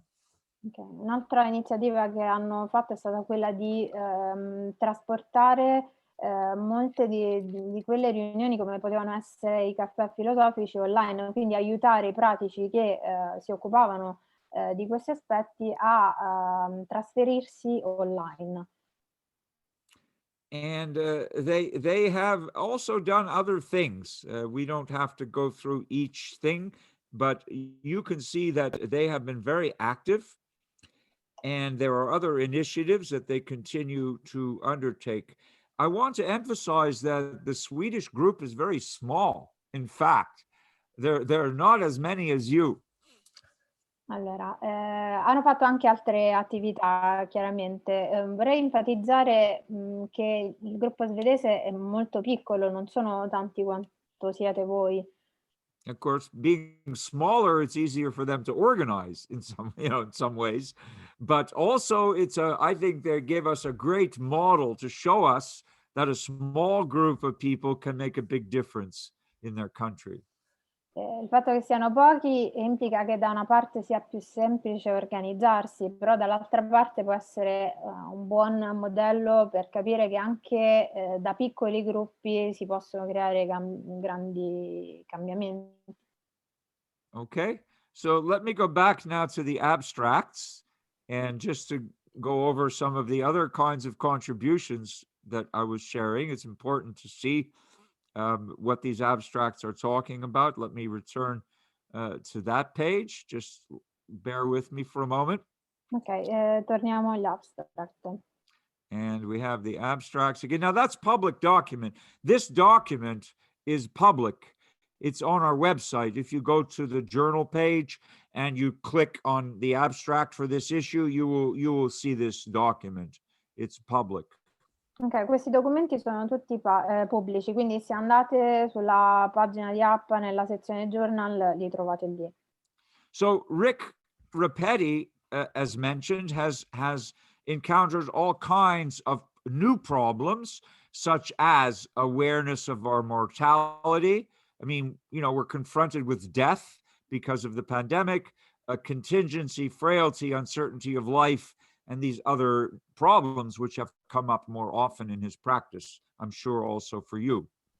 Ok, Rick Rapetti ha trattato i problemi che potremmo considerare nuovi, ovvero quelli che sono emersi per via di questa pandemia, come può essere la consapevolezza della mortalità o anche l'incertezza della vita, la contingenza, la fragilità. All right. Patrizia, as I've mentioned to you, she's from Verona, and she has started philosophical conversations.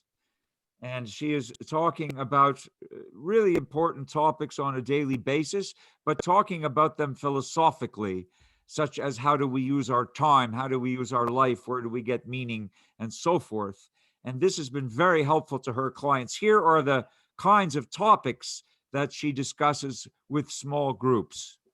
Ok, Patrizia, come vi accennavo prima, veronese, ha creato dei gruppi di conversazione in cui appunto si è conversato di tematiche che preoccupavano i clienti, ma da un punto di vista filosofico, e qui evidenziate potete vedere quali sono le tematiche principali portate all'interno di questi gruppi.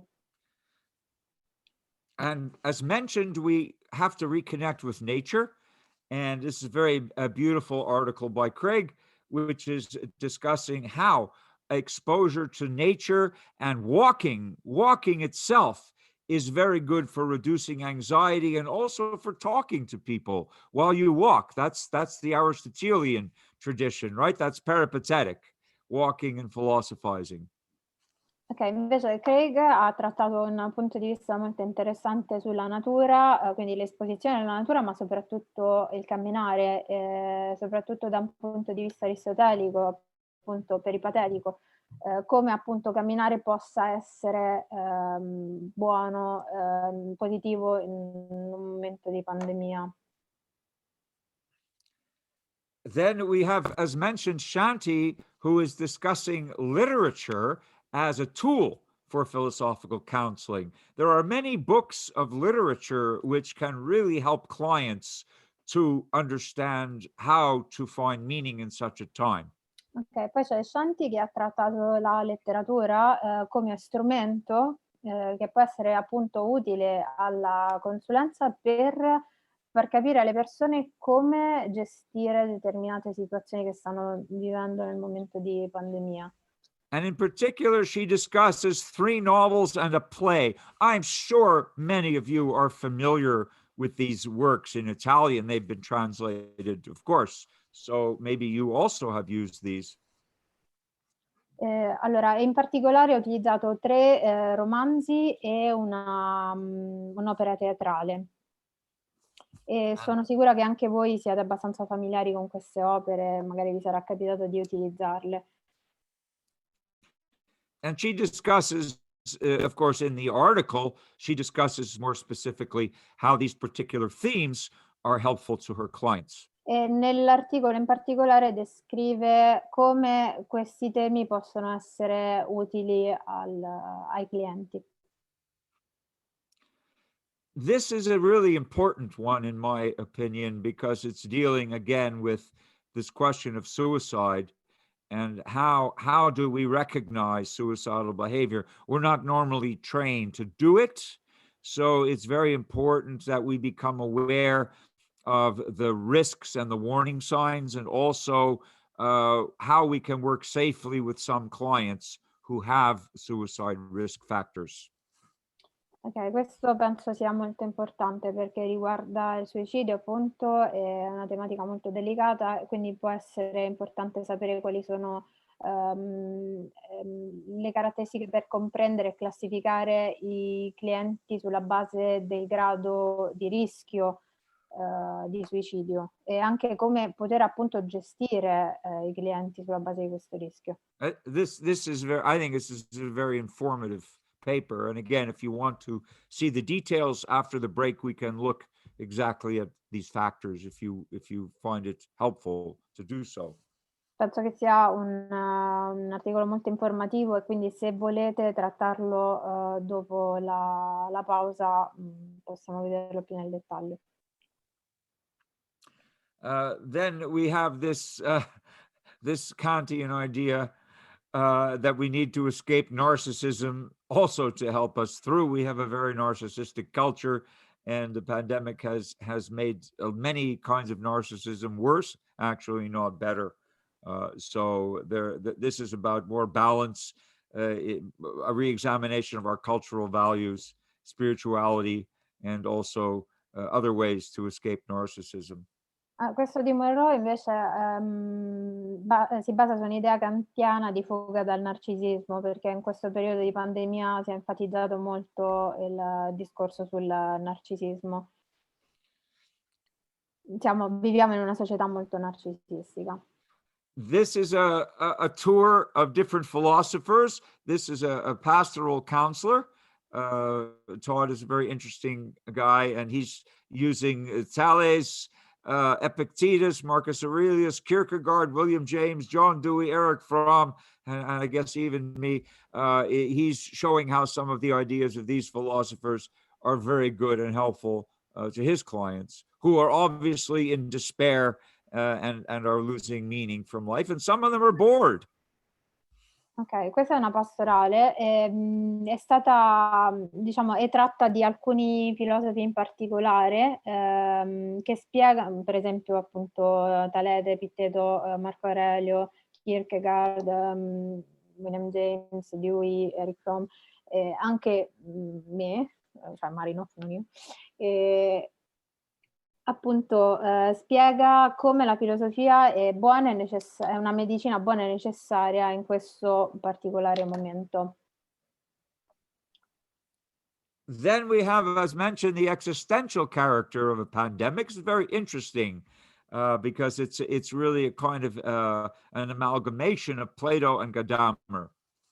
Ok, poi abbiamo una enfasi sul carattere esistenzialista della pandemia, quindi come dicevamo prima il parallelismo tra Platone e Gadamer. Then we talked about the loss of self, the price that people pay for isolation. Some of you have mentioned this. And the loss of oneself, actually, we lose our identity in all of this.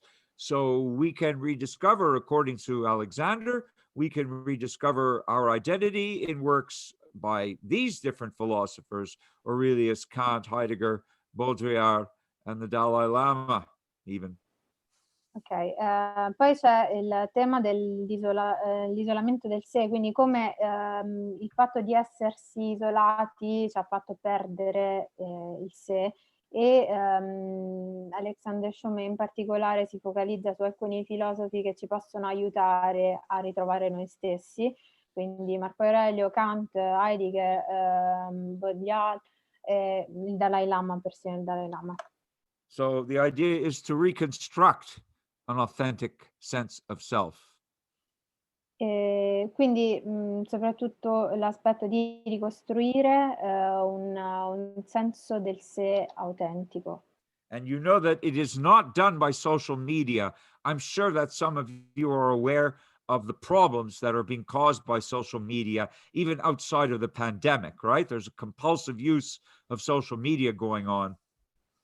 E quindi anche il superamento dell'uso compulsivo dei social media, perché immagino che voi siate molto consapevoli in merito a quest'uso troppo diffuso dei social media. Even before the pandemic, this was the case. Anche prima della pandemia. And we know now, we're seeing that overuse or compulsive use of social media actually disintegrates identity. it disintegrates, it destroys identity. Possiamo capire, soprattutto in una situazione di pandemia come questa, che l'uso compulsivo dei social media possa disintegrare il sé. And finally, there's a business model which is maybe not as appropriate for you if you're mostly counseling with individuals and groups, as I do. But there is this useful model that he describes for helping business executives, and they need as much help as anybody else, clearly. So that's an idea of how many different philosophers are working in this situation to really apply philosophical practice. And after the break, I would hope you will help me to choose which themes you want to explore in more depth, and we can do any of them that time allows. Ok, l'ultimo articolo tratta della gestione delle situazioni problematiche legate al lavoro, che magari può essere un argomento un po' meno interessante per voi se la maggior parte di voi, come anche io, lavora principalmente in consulenza individuale o di gruppo. Però in generale tutti questi articoli che abbiamo visto possono essere interessanti per capire come gestire meglio la situazione di pandemia con i nostri clienti, e quindi dopo la pausa vedremo quali sono gli articoli più interessanti che vogliamo vedere nel dettaglio.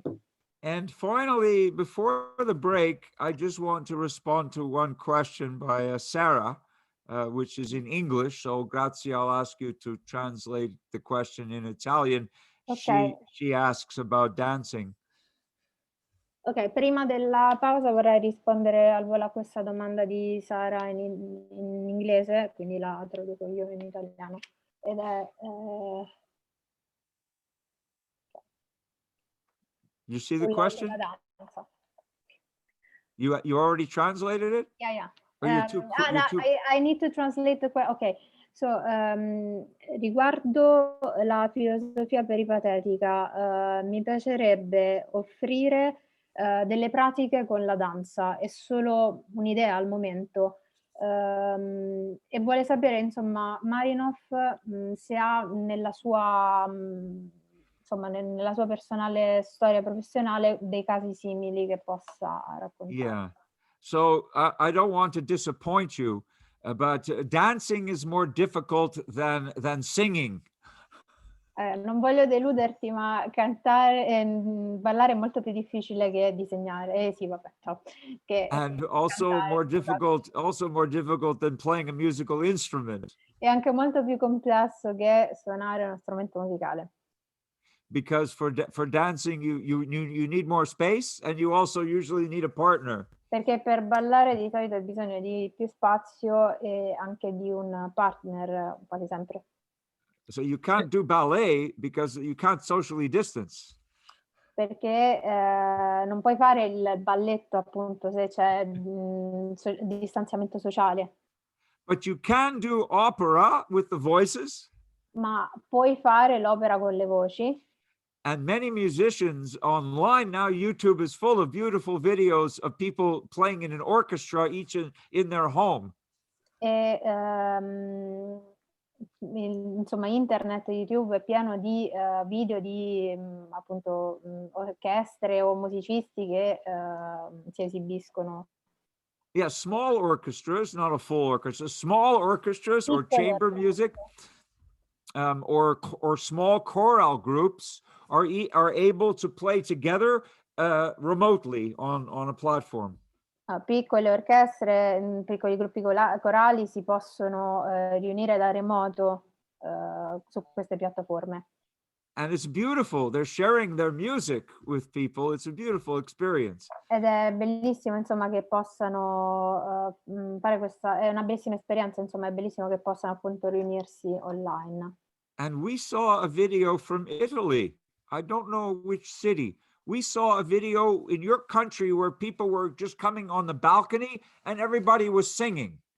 E abbiamo visto un video, non so bene di quale posto, però in Italia, dove c'erano delle persone che stavano cantando dal balcone. I think it was spontaneous. People just came out and started to sing. Penso fosse spontaneo, cioè le persone sono semplicemente uscite e hanno iniziato a cantare. So this is beautiful. Music can connect us, definitely. Quindi questo penso sia bellissimo, la musica sicuramente ci può connettere. Dancing is more difficult, I think, at this time. Ballare penso sia più difficile in questo momento. Okay, I think we should take a short break. If you, yeah? Yeah, there were other questions before. I don't know if you want to answer them anyways after the break or After the break, yes. okay. I need to make coffee now. I wish I were in Italy, because if I want Le good cup domande of coffee, I have to go to Italy to get good coffee. Okay. Per le domande che sono rimaste L'ho scritte. già chiesto, dice che risponde dopo la pausa perché adesso si deve prendere un caffè. So È I'm going to giusto. make coffee, and Certo. I will Anche see you. noi, What do you say? In about Anche 10 noi, minutes? ognuno per sé. 10 o 15 minuti di pausa. How 10 much minuti. time do you want? 15? 10 minuti. 10. 10 minutes. Ok, 10. Ok, 10. Okay, va bene. 10 minutes.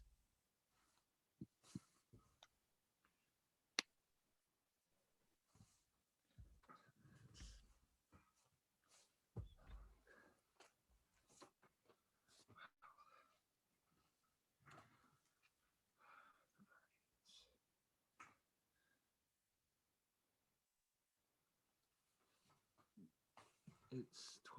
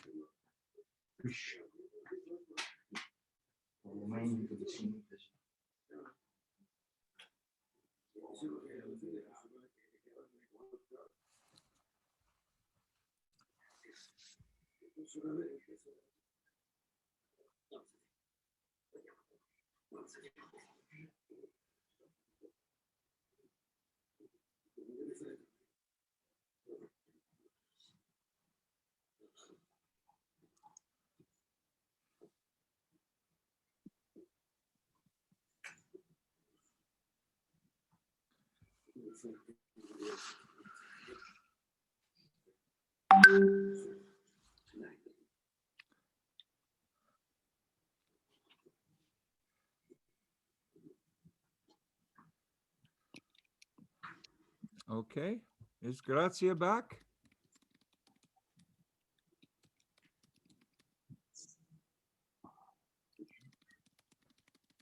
There she is.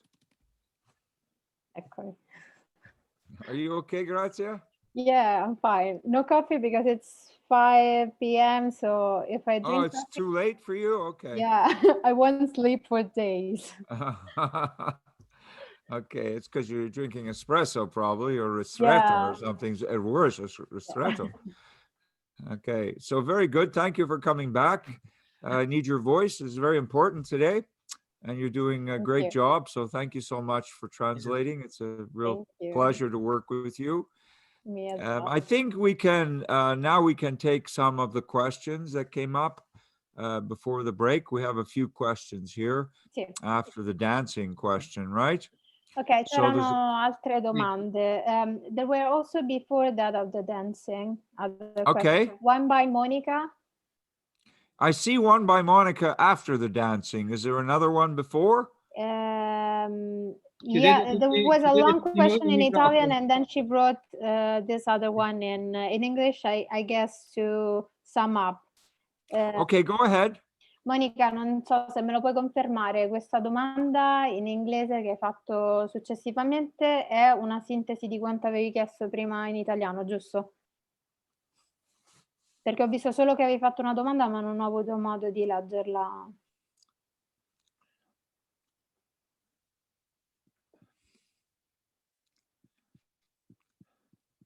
Non so se... E Monica? Non so se è rientrata, Monica.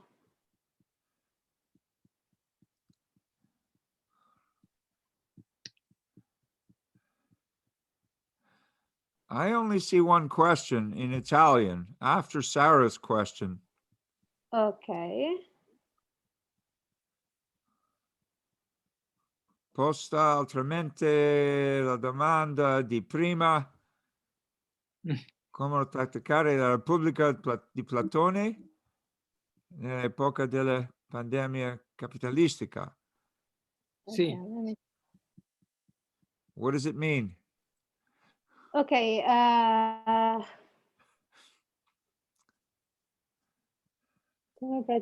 can we practice Plato's Republic in this peculiar period of pandemic, capitalistic pandemic?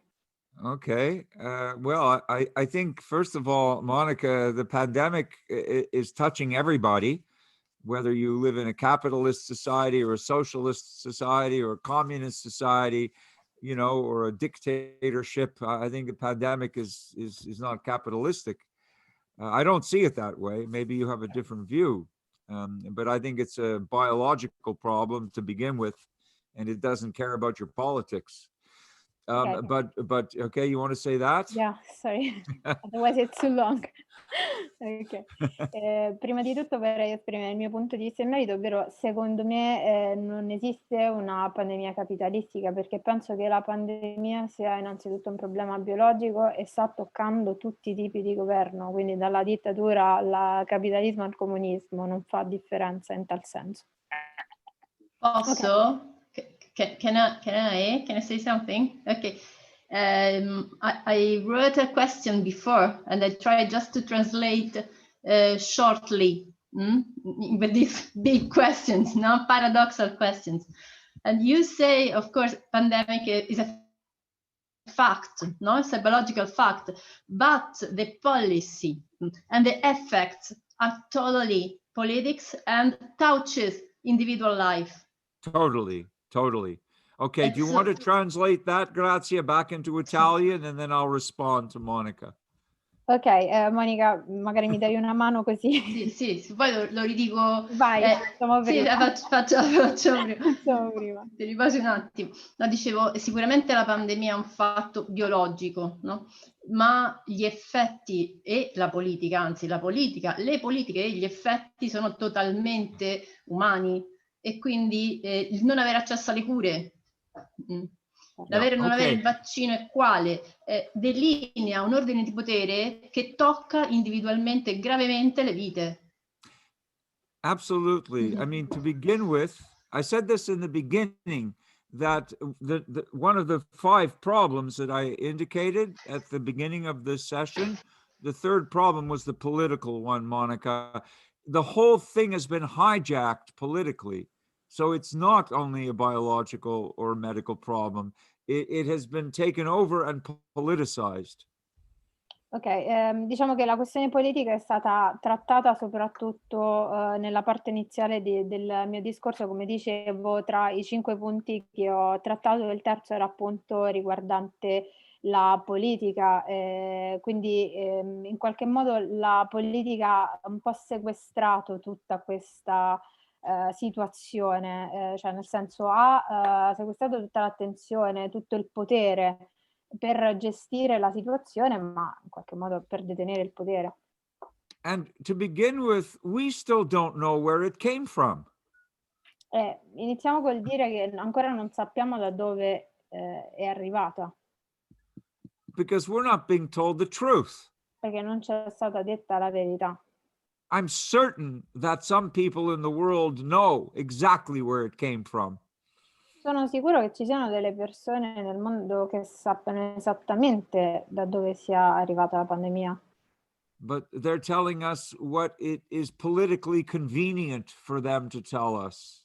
Ma ci stanno dicendo quello che è politicamente conveniente per loro dirci.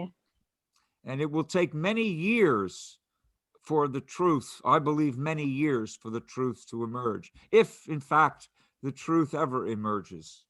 Credo ci vorranno diversi anni prima che la verità venga a galla, se verrà a galla. If you think about these big events in history, we don't always learn the causes. Se pensiamo ai grandi eventi nella storia, spesso non sappiamo quali sono le cause. We still don't know, in the United States, we still don't know who killed President Kennedy. Negli Stati Uniti ancora non sappiamo chi ha ucciso il presidente Kennedy. Right? We've been asking this question since 1963, and we still have no answer. Ci poniamo questo interrogativo dal 63 e ancora non abbiamo una risposta. All right. Was it the communists? Was it the CIA? Was it the mafia? We don't know. Sono stati i comunisti, è stata la CIA, è stata la mafia, non sappiamo. So if we can't answer a huge question like this about the assassination of a president, how can we answer an equivalent problem about the origin of a virus? Quindi se non riusciamo a rispondere a una domanda così importante come può essere l'assassinio di un presidente, come possiamo poi avere una risposta a una domanda riguardante l'origine di un virus? And the side effect, I will just emphasize once again, Monica, that's not the only problem. The problem, because it's now a political issue, is that the politics also interferes with the science. Diciamo che l'effetto collaterale è che la politica interferisce con la scienza. And all of this is causing in certain sectors of the population, it causes mistrust. So we don't trust the government, we don't trust the scientists, we think that there's a plan to control us and we're really not, we're not important for them. E questo causa, soprattutto in alcune frange della popolazione, una sfiducia nei confronti del governo. Noi non ci fidiamo del governo, non ci fidiamo delle cause che ci vengono comunicate, non ci fidiamo delle informazioni che abbiamo in merito al virus. So the politics is a problem. On top of the pandemic, we have political problems. Quindi al di sopra della pandemia abbiamo poi un problema politico, decisamente. Cioè, oltre, scusate, non al di sopra, oltre alla pandemia. But the second question then is about the about Plato's Republic, right? Però la seconda domanda, diciamo, era sulla Repubblica di Platone, giusto? Per Monica. Sì, non so se lo dico in italiano o in inglese. Era un po' una provocazione, no? Cioè, come pensare noi filosofi, giustamente, lui dice, stiamo attivi nel momento della crisi, della pandemia, come noi pensare e praticare i principi della Repubblica Platonica quando la gestione della pandemia ci dà come norma tutto il contrario di quei principi. Okay, so how can we think about the pandemic if politics gives us the opposite of those principles, right? Giusto? Yeah. Okay. So 3 points, okay, about that question. The first point is I happen to be teaching the Republic this term also at City College. So I have the experience with students who are encountering the Republic for the first time. Ok, ho esperienza di insegnamento della Repubblica con persone del City College che l'hanno incontrata per la prima volta. And they realize as soon as we touch book 7 and the allegory of the cave, you know, as soon as we start talking about Plato's cave, the students immediately realize that we're all in the cave. E la cosa interessante è che appena arriviamo al libro 7 e si parla dell'allegoria della caverna, gli studenti si sentono subito interessati a questa allegoria perché dicono siamo nella caverna, siamo tutti nella caverna. And they realize immediately that they're being told what the rulers want them to hear. They're being told what the media wants them to hear. And they're all looking at shadows on the wall. They want to get out of the cave.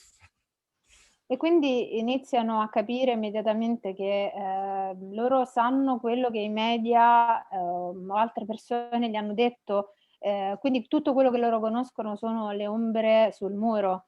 E vogliono conoscere invece quello che c'è dietro.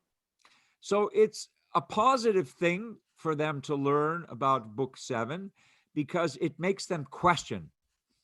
Quindi è una cosa positiva per loro il fatto di apprendere il 7° libro perché li porta a porsi delle domande. After all, this is what we do as philosophers. We question things. And it's very important for our students to have that spirit of questioning. D'altra parte è quello che facciamo noi come filosofi, facciamo domande ed è importante che gli studenti abbiano questo spirito di fare domande. So even that is a useful lesson for them just to make the connection with the cave. Quindi anche questa è persino questa è una lezione importante e utile per loro, cioè creare una connessione con la caverna. Of course, you're not going to be allowed to say this on television because they want everybody to remain in the cave. They're not going to let you tell everybody that they're in Plato's cave. No government's going to let you say this. Non credo che i governi sarebbero d'accordo col farti dire una cosa del genere in TV perché vogliono che tu rimanga nella caverna, vogliono che tu veda la verità. So that's one point. The second point is about the individuals and how the Republic can help them as individuals at this time. Questo è il primo punto. Il secondo punto è riguardante gli individui e come la Repubblica può aiutare gli individui in questo momento. So here the idea of justice as a balanced soul becomes very important for them. Quindi qui l'idea della giustizia come un'anima bilanciata diviene importante per loro.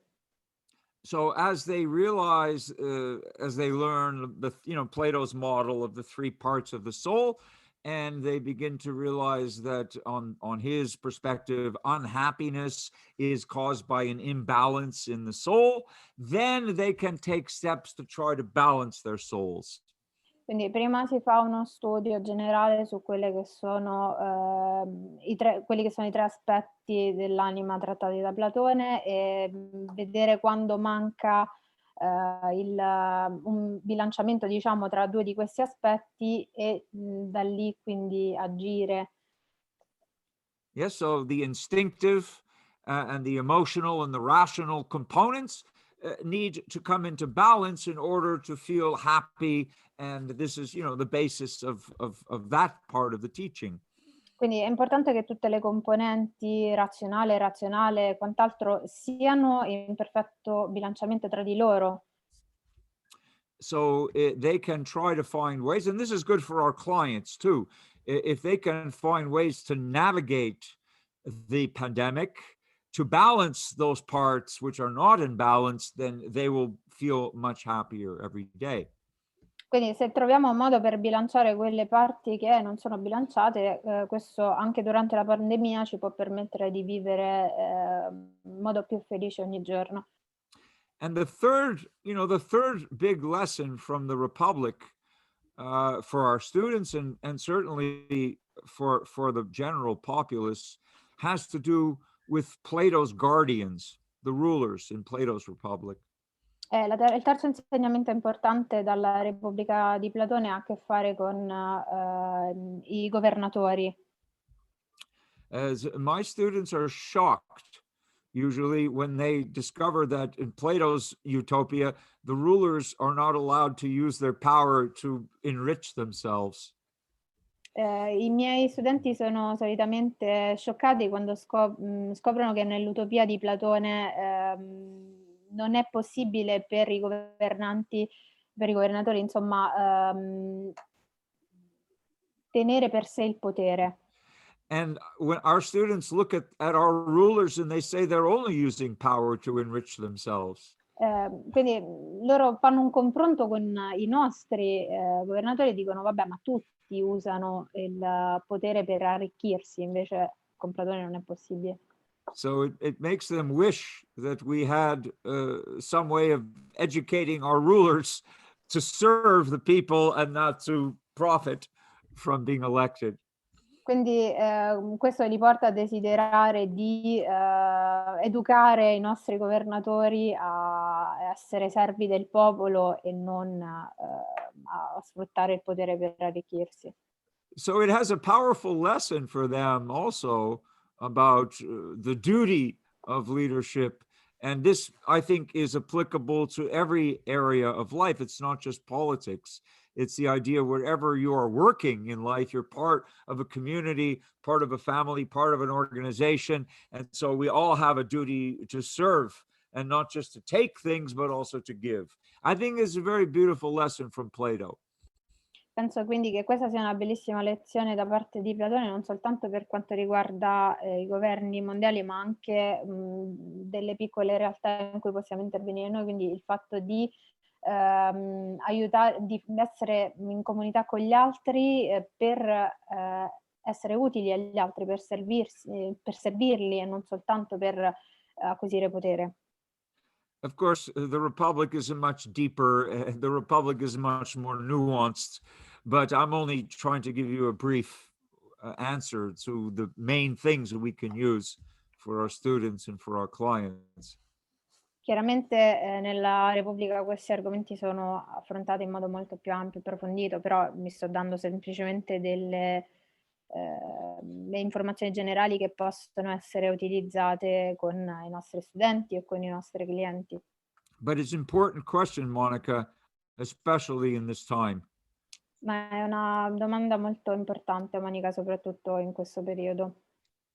Because our students and everybody is here, they're constantly hearing the phrase social justice, social justice, social justice. Every night, every day, they're hearing about social justice all the time.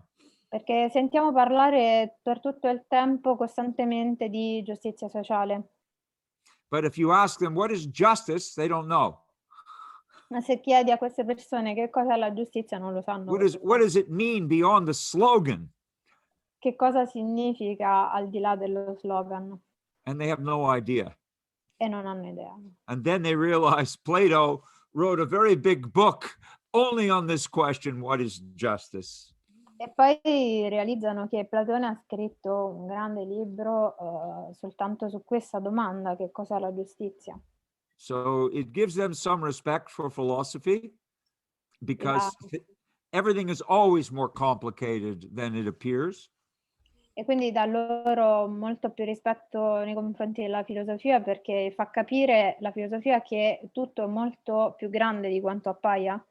And it opens their minds to inquire more deeply into their lives also. E apre le loro menti a porsi domande più profonde sulla propria vita. Okay?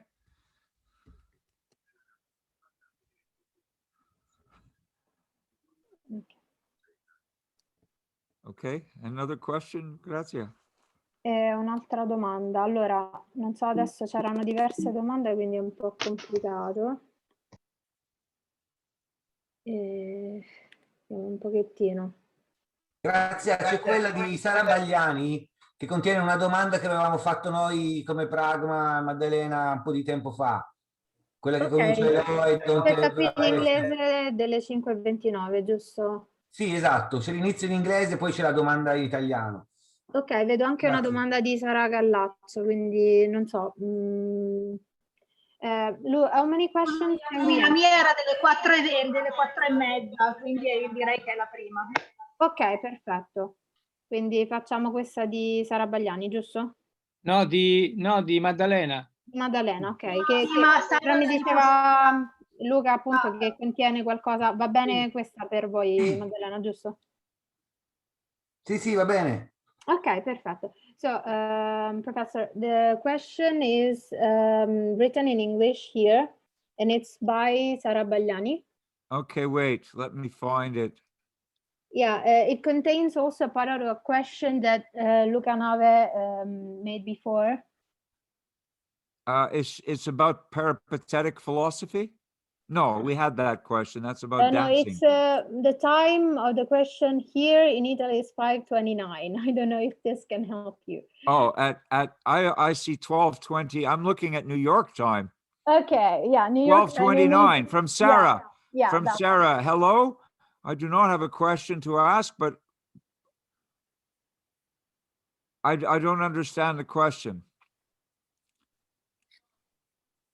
Okay, so yeah, part of the question is in Italian, yeah.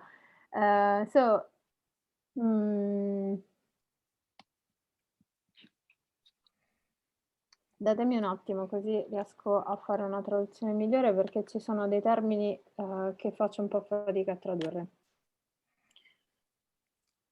Allora, calma. It starts difficilmente la filosofia pratica. Yeah, it starts in English and then it's in Italian because the main question is in Italian. Please translate. Yeah, for me. it takes just a second because it's pretty complicated to translate. Okay, so where is it? Okay. Vuoi che te la dica in maniera più semplice in italiano? Se puoi aiutarmi, Maddalena, sì, sarebbe un grande aiuto. Mi senti? Sì, grazie. Ok. Allora, per Hegel la filosofia è nottola di Minerva, ovvero arriva sul far della sera, arriva quando un processo è già completamente concluso e può dire qualcosa soltanto quando una situazione si è già completamente dispiegata. Allora, il punto è che o aspettiamo per dare delle interpretazioni che il processo si sia dispiegato, oppure decidiamo di stare nel momento storico e di seguire l'andamento della vita, come filosofi pratici. Però a questo punto forse non si tratta tanto di dare delle interpretazioni, il che ci espone al rischio di apparire come dei guru che hanno delle verità poco fondate. Ma si tratta forse di accompagnare le persone a riflettere. E basta. Ok, allora provo a riformulare per vedere se ho capito e poi la faccio in inglese. Quindi la filosofia, sulla base di quello che dice Hegel, appunto come notola della Minerva, è diciamo, qualcosa che arriva quando il processo si è concluso, come a spiegare qualcosa che è già avvenuto. Quindi o aspettiamo in questo caso che il processo si completi, oppure se la vogliamo vivere nel presente, nel momento particolare che stiamo affrontando, forse è il caso che non lo facciamo come dei guru, ma come qualcuno che sta accompagnando il cliente, giusto? Sì. Perfetto. O meglio, vorrei sapere cosa ne pensa il professor Marino. Okay, so Professor, the question by Maddalena is, philosophy, according to Hegel, arrives when a process is almost concluded. So we can wait, in this case, for the process to conclude, or whether we should take action now in the moment. But if we do so, maybe we can have the risk to look like gurus in this situation, whether it could be better in this case to lead the clients, to help them toward the process. Yeah. Okay. This question comes up all the time, not just in a pandemic. Ok, questa domanda viene fuori un po' tutto il tempo, non soltanto nella situazione di pandemia. Because it's a question most generally about how is the model of philosophical counseling? You know, is there a model? And if there is a model, what kind of model is it? Ok, più che altro è una domanda sul modello della consulenza filosofica, se c'è un modello e se in caso ci sia, qual è. So in my view, this is just my own view, and it's shared by some of our colleagues, but not all of them. I don't like the guru model very much. Nella mia idea, e questa è condivisa da molti colleghi, non mi piace molto il modello guru. I think that the guru model has a lot of appeal for some people. Ok, penso che il modello guru sia molto interessante per alcune persone, abbia I think un'attrazione per loro. that some practitioners, I'm not naming names today, but some practitioners definitely want to be gurus. Non voglio fare nomi, ma ci sono dei pratici che decisamente vogliono essere dei guru. And some people want to follow them. Some people want to follow a guru. E alcune persone poi vogliono seguirli questi guru. But guru has a meaning in English which it does not have in Sanskrit or in Hindi. Ma il significato di guru in inglese è diverso rispetto a quello che ha in sanscrito o nell'hindi.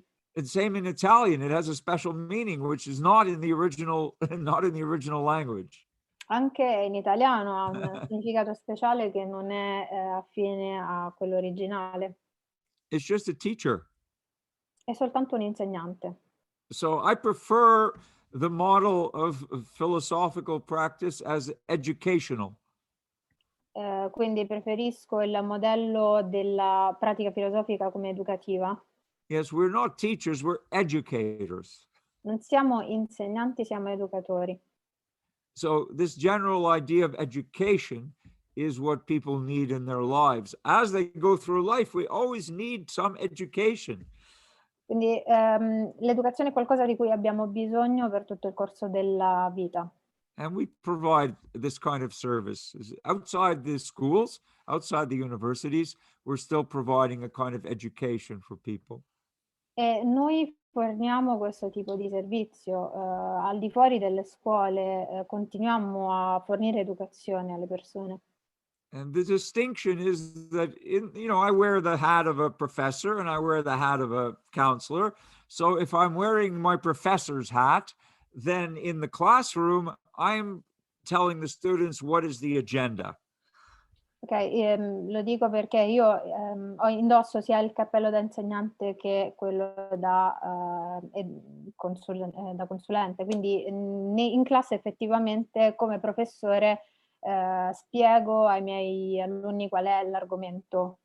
Right? The teacher in an educational institution, the teacher or the professor is saying, okay, here's the course, here's the subject matter, here's the textbooks, you know, this is what we study. Quindi come nei panni del professore io dico agli studenti, ok, questo è il corso, questo è il programma, questo è quello che dobbiamo studiare. But in the counseling room, the client is telling us what they want to study. Ma nella stanza con il cliente è proprio lui a dirci che cosa vuole studiare.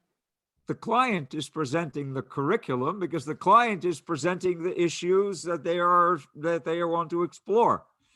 È il cliente a presentare il curriculum perché lui a presentare quelli che sono i temi che vuole trattare. So we are the educators who help the client to explore their issues. Quindi noi siamo gli educatori che aiutano il cliente a esplorare i loro problemi. So really, it's not a guru model in that sense. Quindi davvero non è un modello guru in quel senso. Is that clear? È chiaro?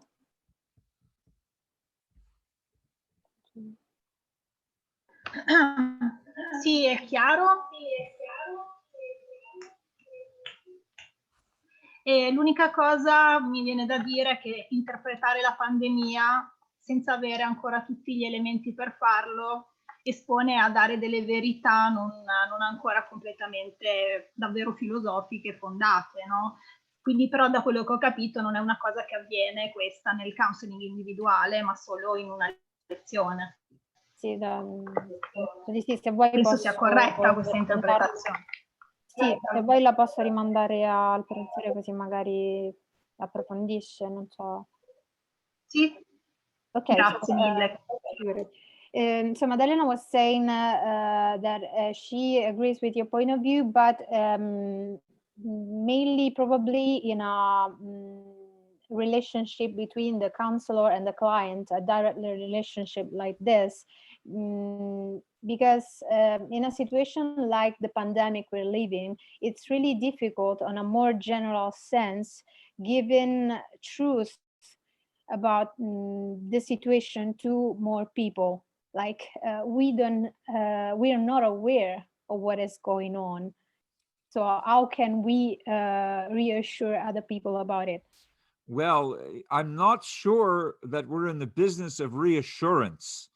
Okay, I'm not no, sure. this is what I'm saying. It's not what she says. Okay, but so to you, okay. I mean, this bit raises a larger question: is what is our reassurance mission? is my word. I'm sorry. Right? What is our mission? You know, you're asking what is our mission in a pandemic, right? Okay. Well, perfect. look, people need to question. I mean, we help people to question. That's what philosophers do. We don't give our clients answers. We help them to question. And by questioning in a good way, they grow. And eventually they answer their own questions. That's my experience 30 years, is that the most successful cases are the cases where in the end, it's the client who becomes the philosopher. Ok, io ho portato anche il punto di vista della rassicurazione, lui giustamente dice non è il nostro compito rassicurare, quindi semplicemente noi come pratici dobbiamo aiutare le persone a porsi delle domande e tramite queste domande che si pongono gli garantiamo una crescita. Almeno questa è l'esperienza di lui nel corso di questi 30 anni. Okay, there are many questions. We have to try to be brief. I have to be briefer, but let's try to answer some others, okay? Okay, actually the meeting was until 6, I guess. Giusto, Giancarlo, è fino alle 6 l'incontro? O 6:30? È scritto fino alle 6, sì. Ok, yeah. Until 6. So, ma possiamo, per chi, se il professore è disponibile, possiamo fino alle 18:30, il collegamento c'è. Okay, so technically we just have 5 minutes left, but if you are available, we can continue until 6:30, so for other 35 minutes. Yes, I agreed to do that. I know there was some ambiguity in the time, Yeah, but yeah. I agreed to continue for another 30 minutes, okay? Ok, quindi è d'accordo, era già d'accordo per proseguire per altri 30 minuti. So let's move to more questions. Ok, un'altra domanda c'era quella di Sara. We have Alessandra, Fabio, Alessandra, Sara and Paola. Christian, Yeah, also that. Sarah again. We have many, and then Paola. Okay, so I guess Sarah's was the first of those because she made here below the question she had already made. Grazia, anche Christian Negri ce n'è una. Ok, sì, le guardiamo tutte quante. Io adesso non ho proprio l'elenco davanti facilmente reperibili. Ok, sì, c'era prima quella di Sara, poi quella di Fabio, poi quella di Alessandra e poi quella di Christian e Paola. Sì. Ok, quindi mi scrivo l'ordine così. Sara. Ok, so dal punto di vista della Okay, so Sarah is mainly concerned about the polarization and the public debate of different positions that don't really care about the particles. Like there are general opinions, main opinions, polarized opinions, but there is no middle way. And she says also, we are more concerned as people to communicate, to reassure, as I said before, the citizens than the real contents of what we say, of our argument, of our points of view. Yes. So okay. what can we do as philosophers is Sarah's All right. question. Well, there's two questions in there. I hear two questions. Yeah. So I'll give you two answers. Let me get a book from my shelf. All right. Just give me 1 second. Ok, ci sono due domande, quindi vi darò due risposte. Prendo un attimo il libro dalla mensola. Sara, non so se ho tradotto bene, nel senso, penso di aver compreso il senso della domanda, poi se c'è qualche sì, guarda, Okay, mi sembra di sì, grazie. Esatto, quindi semplicemente tu dici che c'è una polarizzazione eccessiva nel trattare gli argomenti e non vengono colti i punti di vista intermedi, come se ci fossero argomenti molto generali. Le sfumature per fare un, che ne so, un esempio stupido sui vaccini adesso, o sei favorevole o sei contrario. Ci sono tante persone che sono favorevoli ai vaccini, però giustamente si fanno delle domande. Un esempio banale, ma così è su tutto. Okay. So the first thing, I totally understand this crisis of polarization. You know, we're seeing it everywhere, and in the United States in many ways. Ok, prima di tutto capisco perfettamente questa crisi della polarizzazione perché la vedo ovunque, soprattutto negli Stati Uniti. So we have political polarization, economic polarization, social, racial, ethnic, every kind of polarization, sexual, every kind of polarization is going on. Quindi ormai vedo polarizzazioni di ogni tipo, dal punto di vista politico, economico, sociale, sessuale, ovunque. In my analysis, and we're seeing this in other countries also in the EU, I know. So my analysis, Sarah and others, is it often is the result of what we call identity politics in English.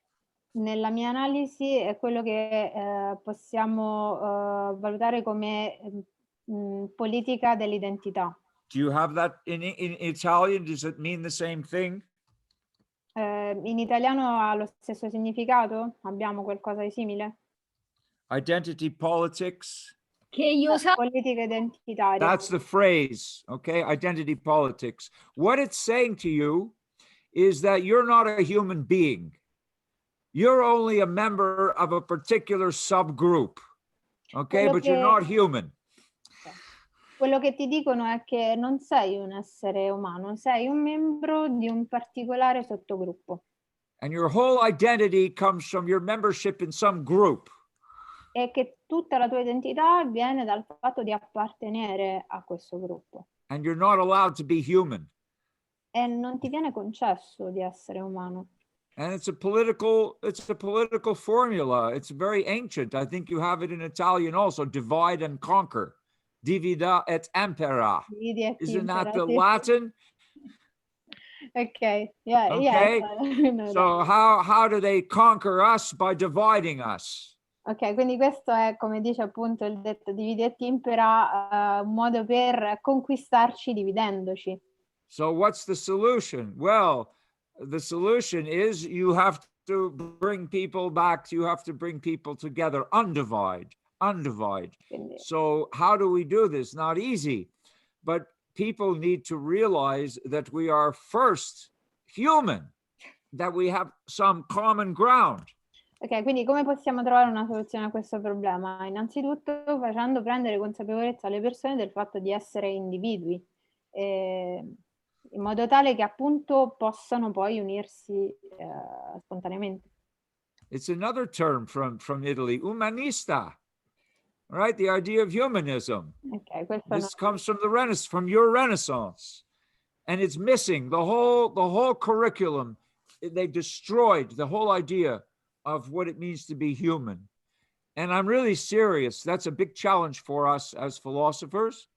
So the book, I mean, it's in Italian, right? Aristotele, Buddha, Confucio, per essere felice ora is a book about exactly the middle way. What's missing? What is missing is the middle way to make us human. Right? Ok, quindi c'è questo testo appunto in italiano che tratta, ok, che tratta... You know the book. Ok, it's your book. But this is really, Sarah, you're laughing, but la mezza via. It's true. If we can recover our sense of being human, then two people can sit down and talk as human beings. Quindi in qualche modo se noi riusciamo a riappropriarci del nostro senso di essere umani, possiamo poi andare a comunicare con altre persone, con altri esseri umani. Quindi prima riappropriarsi e poi... And so it doesn't matter your religion, your politics, your sexual orientation, all of those things, your taste in art and culture, all of that is secondary. If people come together as human beings, then we can talk about anything. Quindi non è importante la religione il luogo di provenienza, il genere, qualsiasi altro argomento, perché poi se noi ci rapportiamo gli uni con gli altri come esseri umani, qualsiasi argomento di conversazione è possibile. So that is the big mission for us, Sarah, and others. We, as philosophers, I believe we have to reawaken the idea of being human. Quindi questa è la nostra grande missione, Sara. Forse la cosa difficile da fare come filosofi è risvegliare il nostro senso di essere umani. Ok? Ok, grazie. Prego. Ok, poi c'è la domanda di Fabio. Okay, so Fabio agrees on the use of political power. On your opinion of the use of political power during the pandemic,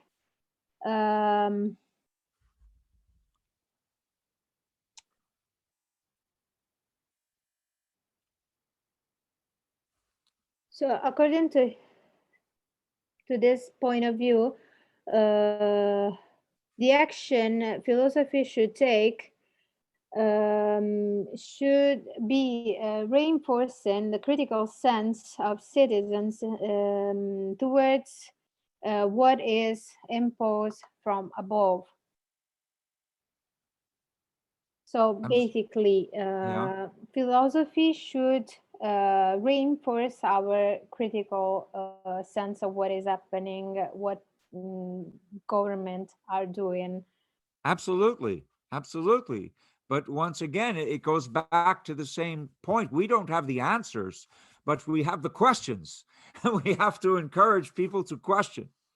Quindi per quanto riguarda la domanda di Fabio, appunto questo ci rimanda a quello che dicevamo in precedenza sul fatto che non abbiamo risposte, e questo è un modo di incoraggiare le domande, è quello che possiamo fare come filosofi.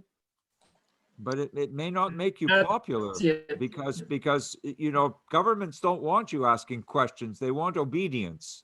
Questo chiaramente non ti metterà in una posizione di popolarità, perché i governi non vogliono che tu ti faccia domande, vogliono obbedienza. But we have to be courageous and essere, not be afraid to ask questions. Ma noi dobbiamo essere coraggiosi e non aver paura di porre degli interrogativi. Grazie. Prego. Then there's Alessandra. She agrees with Fabio. I think it's more a comment than a question, but I read it all so I can outcome. What she sees constantly during this period, the suspension of this critical sense is ignoring the complexity of the problem itself. And she would like to know, what do you suggest about that to solicit in particular adolescents, people like around 16, 18 years old. He works with them every day, and those guys are very demotivated and somehow flat in their thought during this period. They're demonstrative. They are somehow linked to the mainstream telling. So what generally we know about the pandemic, and how, so she wants to know, according to you, how she can help those guys to have a critical sense. Right. I think they already do. This age group is a wonderful group to work with, because at that age, they're growing, their bodies are growing very fast, and their minds are also growing very fast.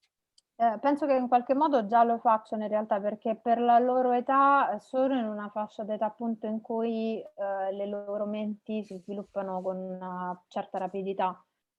So you can encourage dialogue and discussion with them, again, by asking questions. What do they believe about the pandemic? Why do they believe it? You can have some really interesting dialogues with them, challenging their beliefs, not in an adversarial way, but in a philosophical way. Ok, quindi quello che potresti fare è cercare di stimolare un dialogo strutturato appunto su delle domande da porsi in merito alla pandemia. Quindi qual è la loro opinione in merito a quello che sentono dire riguardo alla pandemia, che cosa pensano che stia succedendo, però non chiesto in modo avversativo, ma in senso di inquisizione, cioè appunto per sapere, per conoscere il loro punto di vista. Go back to Monica's point about Plato's cave. Introduce them to the allegory of Plato's cave, and then maybe they'll see that they're being told things not for their own benefit, but just to keep them quiet. Ok, e quindi poi magari tornare a quanto preso in considerazione prima da Monica riguardo al mito della caverna di Platone, quindi riproporre questo mito in modo tale che possano capire che spesso quanto viene detto non corrisponde alla realtà, e quindi stimolarli a cercare il loro senso delle cose. So encourage them to question, encourage them to read, and encourage them to discuss these issues. I think they should be very interested at that age. Quindi incoraggiali a porsi delle domande, a leggere e a discutere queste tematiche, che è molto interessante fare questa cosa alla loro età. And ask them, how has the pandemic changed their lives? How has the pandemic changed their thinking? Has the pandemic changed their idea about the world and about what they want to do? You can get them to speak about the effects on them. E puoi parlare anche, porre delle domande su come la pandemia ha influenzato le loro vite, come ha influenzato il mondo, quindi appunto creare un dialogo su queste tematiche. It's okay? Grazie. Ok, poi then there's Christian. Okay, so Christian is asking what kind of responsibilities the counselors have, and what are the responsibilities of the clients In general, in this situation? in this situation, I don't think it's really very different. You know, speaking now from APA, we have a code of ethics, and all of our practitioners are, in theory, at least, they're practicing under this umbrella of our code of ethics. I can show you where it is, and that has to do with our responsibilities. So just let me pull that up if I can. I'll be happy to show it to you. It's public again. I'll just share the screen in a moment to come back to that question. It's a very important question, but not just because of the pandemic. I think it's an important question in general. Ok, penso sia una domanda importante in generale, non soltanto nella situazione di pandemia, e per rispondere a questa domanda prendo un documento dell'APA. So if I share the screen, we go to documents, then we have our ethics here. Ok, un codice etico del sito.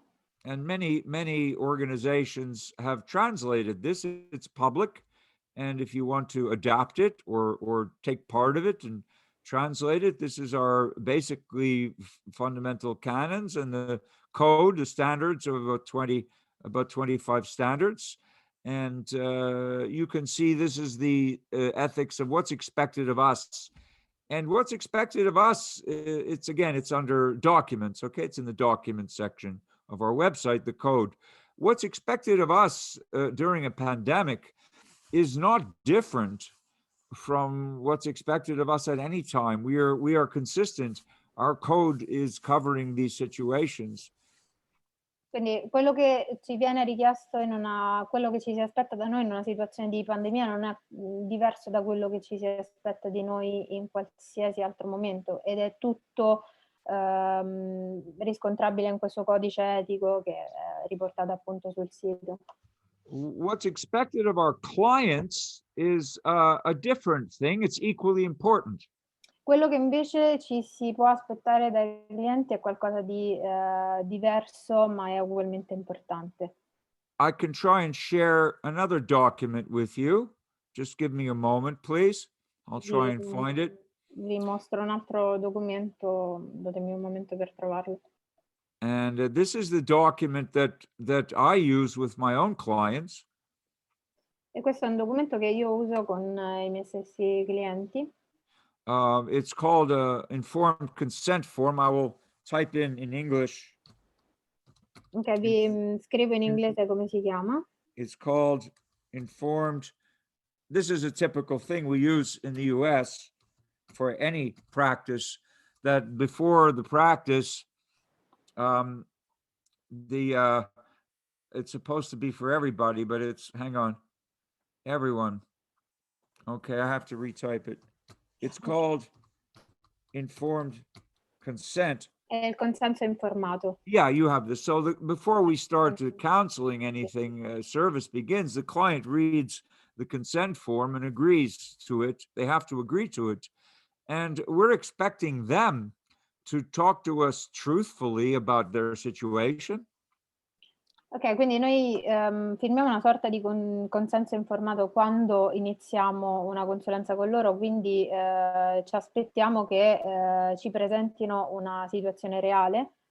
And they are asked to answer questions to the best of their ability. Si chiede appunto di rispondere a delle domande al meglio delle loro possibilità. We're going to ask them many questions, right? Noi faremo loro molte domande, giusto? And also they need to realize that we are not going to tell them what to do. Devono anche capire che noi non saremo quelli che gli diranno cosa devono fare. We're going to explore the possibilities with them.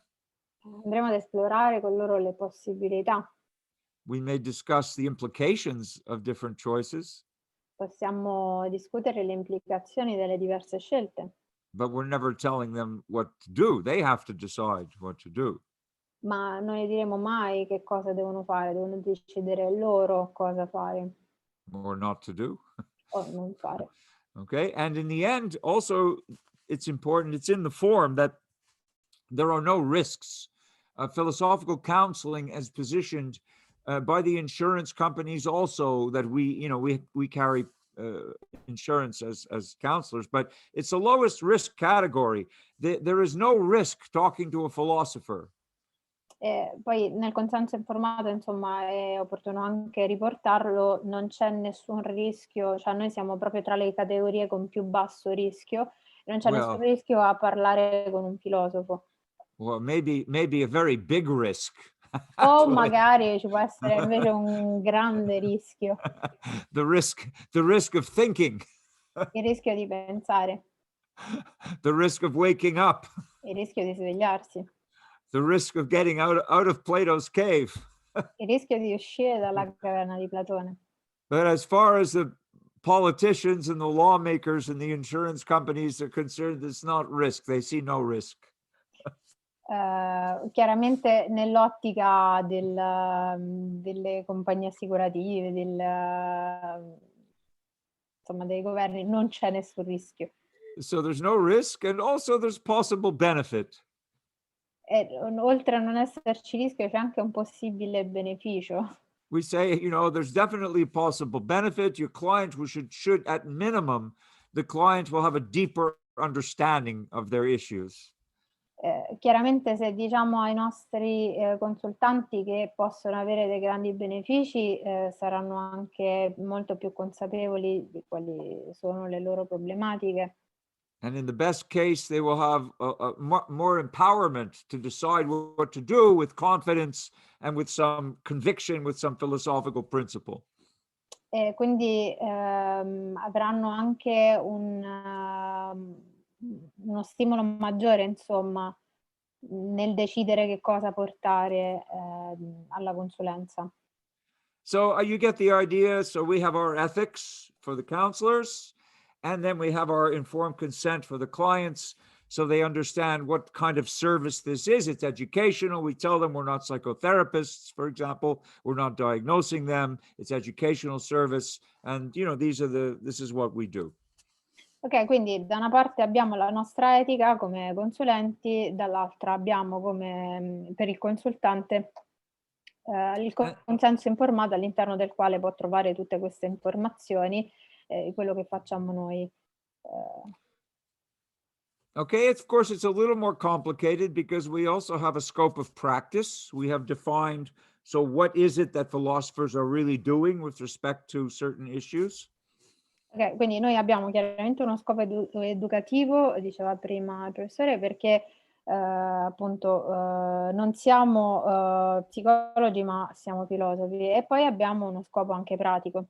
So, I mean, if we're not doctors, which we are not, if we're not medical doctors, we're not psychologists, so what are we? What are we actually doing? This is described very clearly in my textbook. Ok, quindi che cosa facciamo? Perché noi non siamo medici, non siamo psicologi, questo è descritto in modo molto chiaro nei miei libri di testo. Unfortunately, it's not translated into Italian yet. Sfortunatamente non è ancora tradotto in italiano. But this is the name of the textbook, Philosophical Practice. No, questo è il nome del libro di cui vi parlavo, Pratica filosofica. Elsevier, New York, 2001. Ok, questo è l'editore Elsevier di New York, è pubblicato nel 2001. 20 years already. It's 20 years old. And this is describing the professional side of the practice. E questo descrive la parte professionale della pratica. So all that information is in there. Okay, the client doesn't need to know this, but we need to know this. Quindi tutta l'informazione è contenuta al suo interno. I consultanti non hanno bisogno di conoscerla, però noi sì. Ok. Okay, next. Non so, Christian, se va bene, insomma, la risposta, c'è qualcos'altro. E intanto c'era la domanda di... Ok, Christian says it's okay. Then there's one last question by Paola. Okay. She says, how can we help Italian people in this particular moment to overcome the cultural blocks we have to develop a culture focused on the knowledge of our ideas, of their critical sense, before we gain their trust to help those people to reconstruct an authentic sense of self, which is not in a diagnostical mode. Right. Well, it's a big challenge. Yeah, there was also the question in English below, but I Yes, I took see it. anyway It's because fine. I wanted to, And to I'm saying complicate my life. Okay. It's okay. I'm saying it's a big challenge. Okay. Please tell them in Italian. It's whichever language. I thank Paola for that. It's a big challenge. This question is a big challenge. Sì, è una bella sfida questa domanda. Because we have more history than the psychologists. We have a lot more history. Ok, noi abbiamo più storie rispetto alla psicologia. You know, if you look at, I love the Italian Renaissance, already 500 years, 600 years, but that's also a Neoplatonism, right? The Italian Renaissance is a Neoplatonic Renaissance. So we have this history of Plato that's very old. C'è questa storia platonica molto antica, soprattutto nella filosofia del Rinascimento, viene ripresa con il neoplatonismo, quindi attraversa un po' tutta la storia italiana. And back to the Roman Stoics, there's a great ancient philosophical tradition. Anche la filosofia stoica della Roma antica. So we have this history, but psychologists have political power. Ma gli psicologi hanno un potere politico. Because they have a license and they have a diagnosis and they have, these privileges which we do not have. Perché hanno una licenza, hanno la diagnosi, hanno dei privilegi che noi non abbiamo. So you could see our challenge, it's like history and politics, and the politics are very strong, but in the long run, history is stronger. Quindi dal punto di vista politico e storico possiamo dire che nella lunga corsa è vero che loro hanno la politica dalla loro, ma noi abbiamo la storia dalla nostra, quindi alla lunga vinciamo noi. So it's necessary to make people aware of the history and that philosophy is not simply a subject in the ivory tower, which is completely abstract, and has nothing to do with everyday life. That philosophy is a living subject from the ancient times to the contemporary times. La prima cosa che dobbiamo fare è rendere le persone consapevoli del fatto che la filosofia non è un sapere custodito in una torre d'avorio, quindi intoccabile, ma è un qualcosa che in qualche modo influenza la nostra quotidianità. And some people will not understand you. E molte persone non ti capiranno. And some people don't expect everybody to understand. Quindi non aspettarti che tutti capiscano. But those who do understand will be very appreciative. ma quelli che capiranno apprezzeranno molto. Because those who do understand a small segment will say, oh, finally we have philosophers in the culture again. Ma perché quelli che capiranno un piccolo segmento diranno: finalmente abbiamo i filosofi nella cultura di nuovo. But each one of you has to find your own way specifically to do it. Ma ognuno di noi deve trovare il proprio modo specifico di farlo. And it's your challenge. You have to be a pioneer. È la vostra sfida, dovete mettervici voi. And you have to blaze your own trail. You have to make a path. Dovete costruire voi un percorso. But other people will come to the path. If you make the path, people will follow the path. Perché se costruite un percorso, altre persone poi lo seguiranno. So I can only encourage you. Quindi posso soltanto incoraggiarti. Thank you very much, Prof. You're welcome. Bene, siamo arrivati.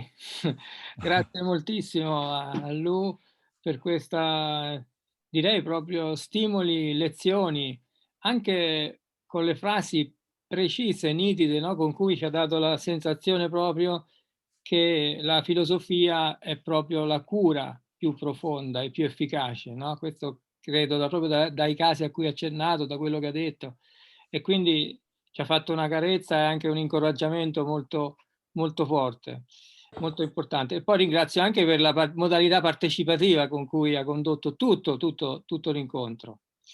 Quindi lo invito, spero in presenza a ottobre, chissà, forse, maybe. Ok, magari grazie diglielo. Okay, first of all, Giancarlo wanted to say thank you because it was a very interesting meeting, and the way you explained everything was really important to us and encouraging somehow. And he really hopes to see you here in Rome, possibly in October. I hope so. It would be great to come back to Rome. I have my ticket waiting, but I can't fly yet. Soon. Okay. Il biglietto che aspetta, ma ancora non posso prendere, insomma, il volo. Certo. Bene, allora ci Tu, grazie anche da parte nostra, e grazie anche a Grazia per la splendida traduzione ineccepibile. Complimenti, Grazie, come sempre, eccellente. Grazie, Luca. Grazie. So Luca is thanking me and you, me for translating, and mostly you for the meeting. E prego, Luca and Giancarlo, but also Grazia. Fantastic. We can't do this without you. So your voice is very, very great job. Ce la teniamo cara. Giancarlo said they keep me close. It's not easy to do what you do. It's very, very good. You did a beautiful job. Thank The questions were great. It's been a pleasure to work with you today. And I hope we'll see you in Rome. I hope soon we see you in Rome. Yes. Ok, le domande sono state fantastiche, vi ringrazio tutti e spero di vedervi presto a Roma. Arrivederci. Bye. Ok, arrivederci. Bye, thank you. Bye. Arrivederci. Thank you.